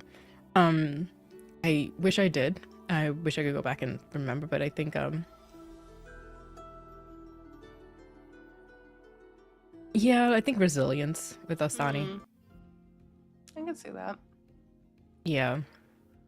And just allowing, like, she might regress, you know, and actually be worse when things get worse with this journey, you know? And I'm okay, like, ready to play that because it's, like, part of life. Of, like, maybe you thought you could handle this. Sometimes it kind of throws you a curveball. You kind of maybe quit on something a little too late and then come back even stronger, you know? Mhm. Just a little bit of that resilience. Yeah, I think that's the biggest one. Well, what? And to your point, I know. Oh yes, fair. Go on. No, you go first. This can wait. I was just gonna point out, bomb as fuck. because Looks Peanut was good. pointing to the fact that D&D can be used as therapy, which it is. But I will be honest, and just as a disclaimer, you know, do that safely with an actual therapist, where everyone has signed off on that. It is not. Yeah. But To quote somebody who I think said it pretty perfectly, D&D can be therapeutic. I don't think that it should really be therapy as in like yes. you are looking for like people to like guide you through like your feelings and like your past traumas and whatnot. I do think that like it can be a safe place for you to act through certain things, Yes. but you should always just be mindful of like the things that you bring to the table because you don't know if you're going to trigger other people at the table. Exactly. You know Yeah, what I mean? I do think that don't can be put it very on therapeutic. other people is a big thing Yes. for me. Yeah. And that's why I Yes, was. but I you do can think it can be navigate those therapeutic. things, but I think you could bring that up and ask. Yeah. But Well, and it that's depends on what that. Yeah, it That's depends why on what- too, because I know there are a few actual like therapy groups, and that's what they do. They do therapy with Yeah. D&D, but Hmm. again, everyone's consented I to know that, and it's kind of Mhm. all discussed. Again, safety tools are always in play too. You know what I mean? But yeah, In a lot of cases, because it gives you some forms of like therapy or trying to get people to talk through things requires role play of some kind, and Yeah. so giving them something that grounds them in there are rules for how we're going to explore all of this stuff Yeah. helps with Yeah. those sorts of things. But Yes. but games in and of themselves are not therapy. I just your DM is not your therapist. That's Yeah. very true. Your So, your but- DM is not a therapist, and even if they are a That's not- therapist, they are not your therapist. And the same thing with going to the gym. Going to the gym is also not therapy. Mhm. Yeah. But again, Thank like you. Please put that. I do Remove that from your hinge. I do think that like there are aspects of D&D that can be very therapeutic for people, and Agreed. especially because like I also know that not everybody can afford therapy. Yep. But like it's just best practice is to make sure that it's like everyone is safe and consenting at the table, and like you're free to work through things, but just make sure you're not putting it on other people to like guide you through that healing, like Mhm. without like consenting to doing so first.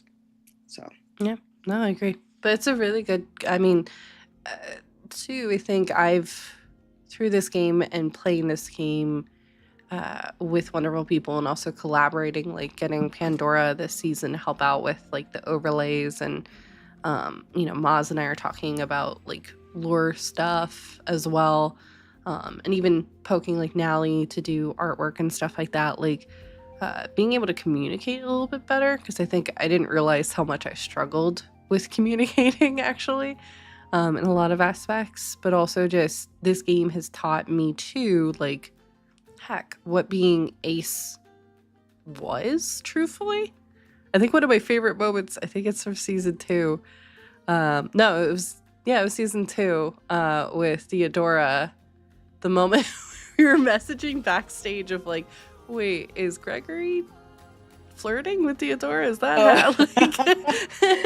And it was just, we were all being very, very ace, but then like that clarification of he is flirting with you. It's just, he doesn't exactly know how. And this is also part of me not knowing how to flirt. Yeah. I literally had to ask because I was like, am I misreading this? Because I do not pick up on cues. But I feel like it was because of how other people were reacting on screen. I was just like, is this something? What's happening? Is he flirting with me? Yes or no? Check the box.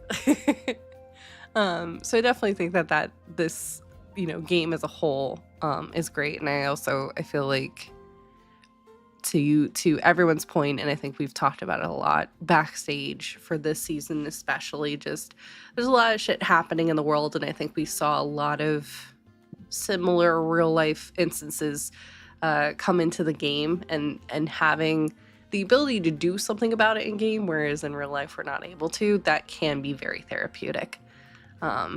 Just that release of, oh my god, okay. Defeating the boss in a video game, etc. So agreed there. All right, we have go on. I'm sorry, I know that we have one more you're question good. on the list, but there's one question that's kind of been not bothering me, but I've like hyper focused on, so I need to answer it or Go else I for will it. die. It's when you get into character, do you have recommendations for best practices, listening to music, reading, etc.? Baby, I sit down here. I do not choose, even like before I start playing a game, like with the character for the first time, I don't even know who that character is going to be until I open my mouth. And I don't have any like rituals or anything to put me in character, because it's just like once the game starts and I've like maybe like pulled up my character sheet and stuff, I'm like, okay, there we go, we're here. Like, I don't really have a process because I'm a creature of chaos and nothing more. Yeah. Yes. For Asani, I have a robe that is really fancy, and then I Oh my wear it for like a God. good 30 minutes where I just talk in like a very British accent, like to practice, because I always lose my accents in games. I can do it when I'm voice acting because there's nobody else, but when Right. I'm in games, as soon as I hear someone else's different accent or the way or how they're naturally talking, my brain goes, what accent? So at least for like 10 minutes, I will wear that robe, and it has like a little fur. Oh my God. into it. Is it Yep. my husband died under mysterious It's like a circumstances robe? smaller version of it, and I just Oh my God. for I'm at least 10 obsessed. minutes. I'm I love obsessed. it. I love it so much. That's incredible. I think my best practices, the closest I get to those, is I have like a little cheat sheet with a handful of notes about how my character thinks about the world and like small sentences. So in Blackstone's case, it's just kind of like curious. Like that is like the one trait that is like the defining trait that they have is curious. They're curious about everything, up to and including even their own feelings. Like, hey, it's like something has happened to my friend and now I would like to go and do violence to a tree, but why? Like, where did this come from? Right? But it makes for really cool role playing as that character, where it's kind of like, I physically want to do a thing, but like the mental part of this hasn't caught up to putting words to any of this. I don't know what's happening. Yeah. I just know how I feel. And that can be a time. Rory has the same thing, but it's kind of like curious parenthesis academic close parenthesis. Yeah. Yeah. Curious, parentheses, academic, parentheses again, gremlin mode, close parentheses, close parentheses. I think, like, yeah, I just kind of sit down and I'm like, so who do we hate today? I don't actually ask that, but I think that in my head. I'm like, who do we hate? Okay, I hate this person. Great. This is what we're doing today.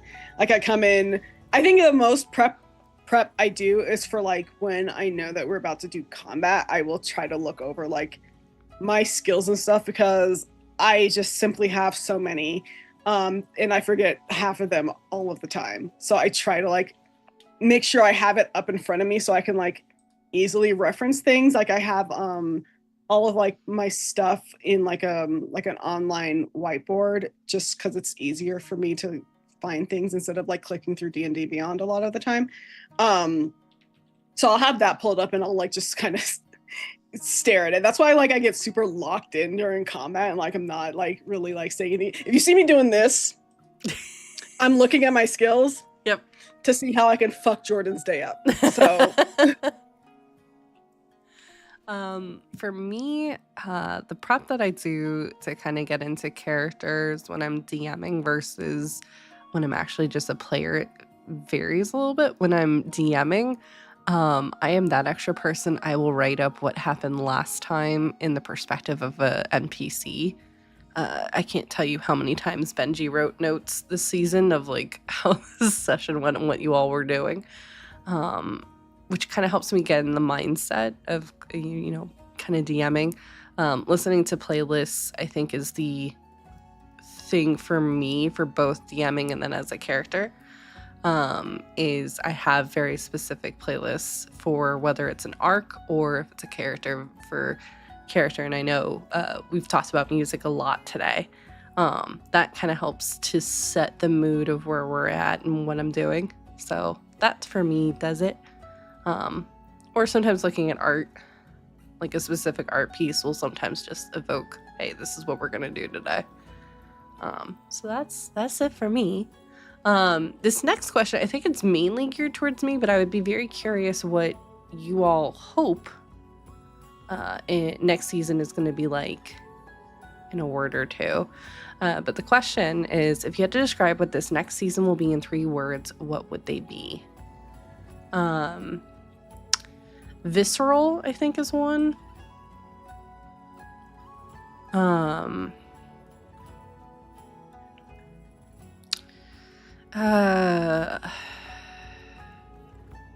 think of the other 2. Transcendent, I would say. And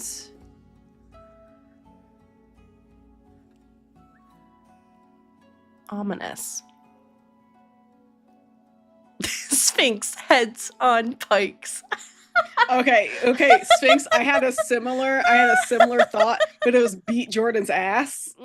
Like that's my joke response. My real response would be illuminating, mysterious, because I feel like it can be both. And what is the word I'm thinking about? Liberating. Ooh, I like that. Because we don't kill the bourgeoisie, bitch.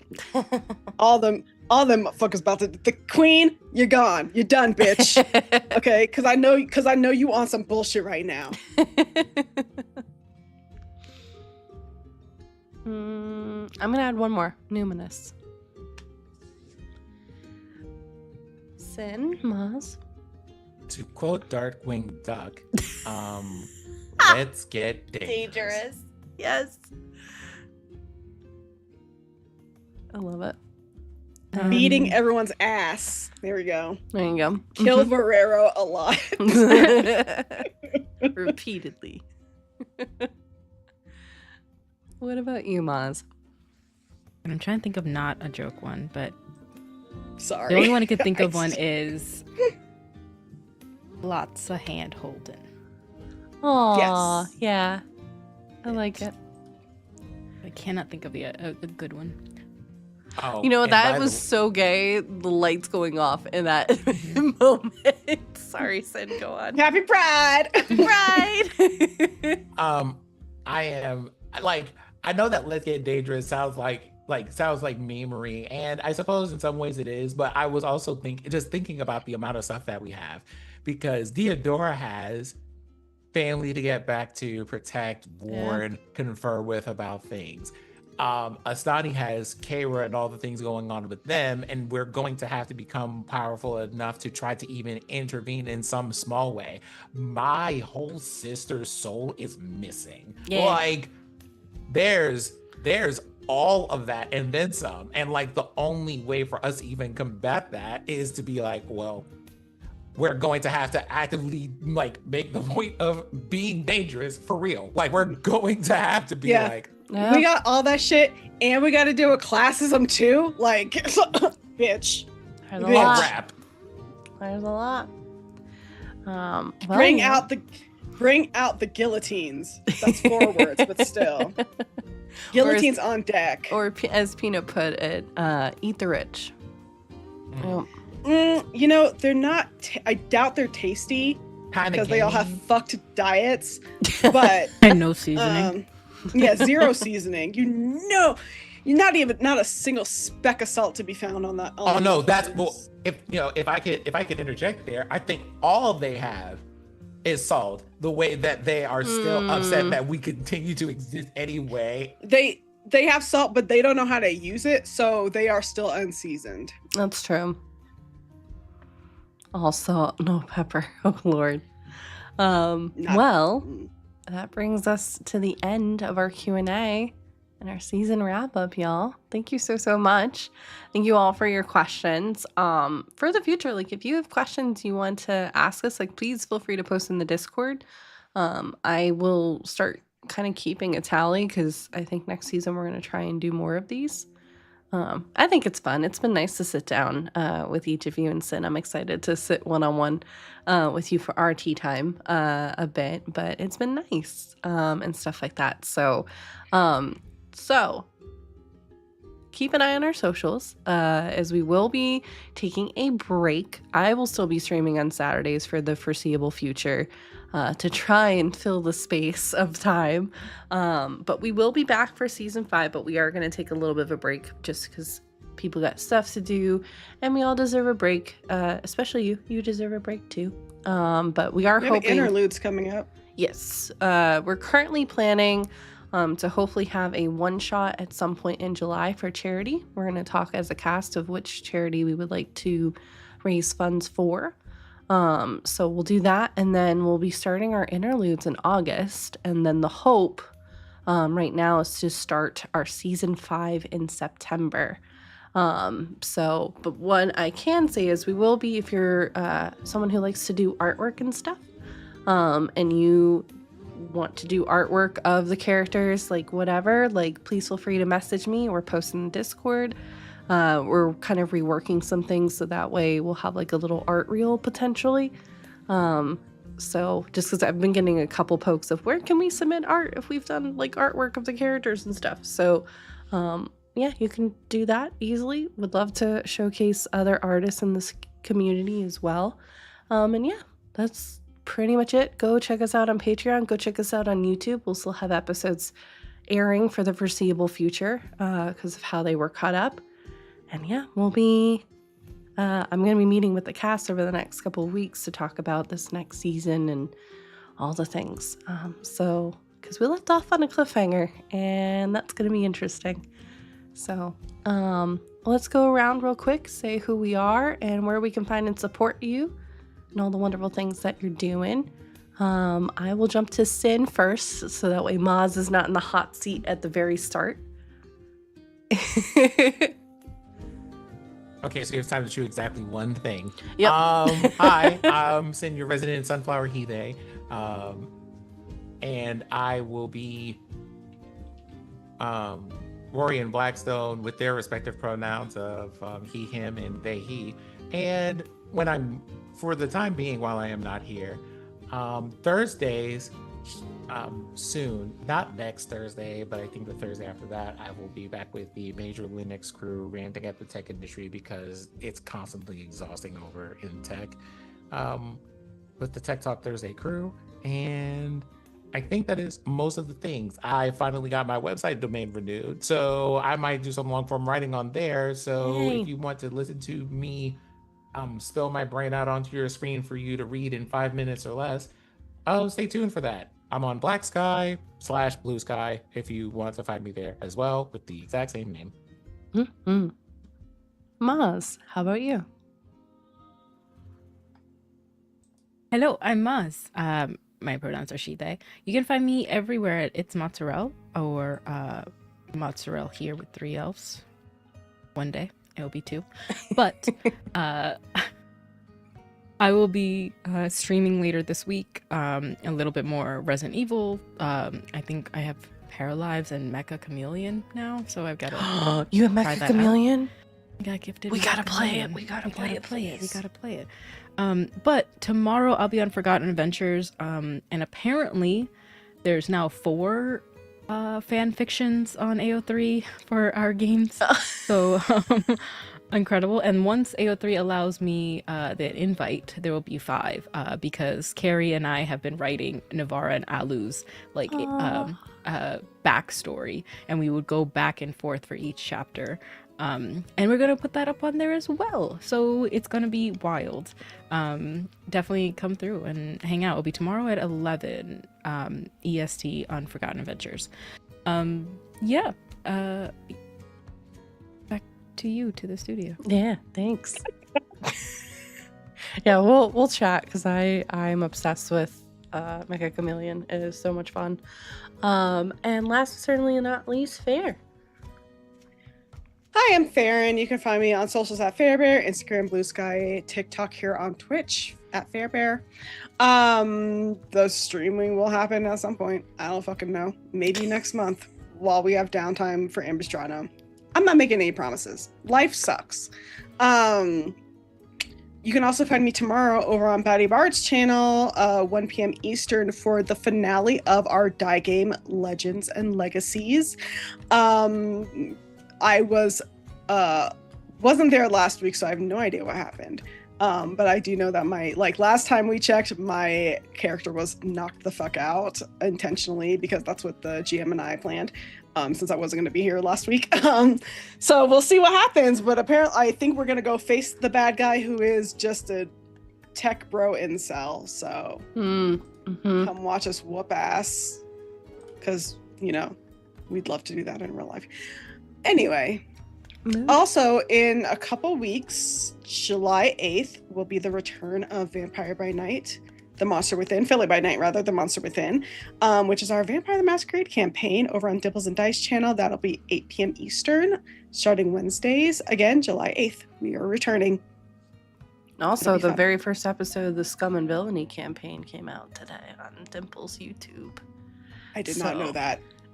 Was there an announcement about this? I told in the Dimples, Discord? but whether Dimples shared, that's up to him. But baby, you need to just share, because that's your YouTube. First of all, he said he would so share you might it, as well. so that's why I was like, all right, okay. Dimples with his ADHD, and you trusted it.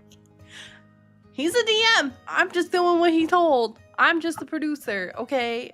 Okay, Anyways. but you're doing all the work. You upload the video, so fucking okay. Everybody go to Dimple's YouTube channel and see Scum and Villainy campaign that we recorded like 2-3 years ago, but that never got released. It was a wild time. I still think of it very fondly because we were so unhinged. That's me, Tiffany from North by Northwest, Dimples as the storyteller, April Raygun, C from Transplanar. That was my first time playing with C, and now C, you know what? You can see C and I's origin, and then come over and watch The Monster Within, because C and I also play in that game together. It's been a wild time editing is what I will say. So you can go check that out. Did you get to the Vibro Drop episode yet? I have not. It's taken forever, and I told Dimples this. The amount of editing I've had to do because there was a lot of video and audio issues. It's like taking me a lot longer to sit down and go through. So I haven't gotten through that part just yet. Okay. I think that's next from my brief kind of looking through. So yeah, there you go. Fair to tease something to check out with that. And hi everyone, I'm D&D Doran Lee, she, they pronouns.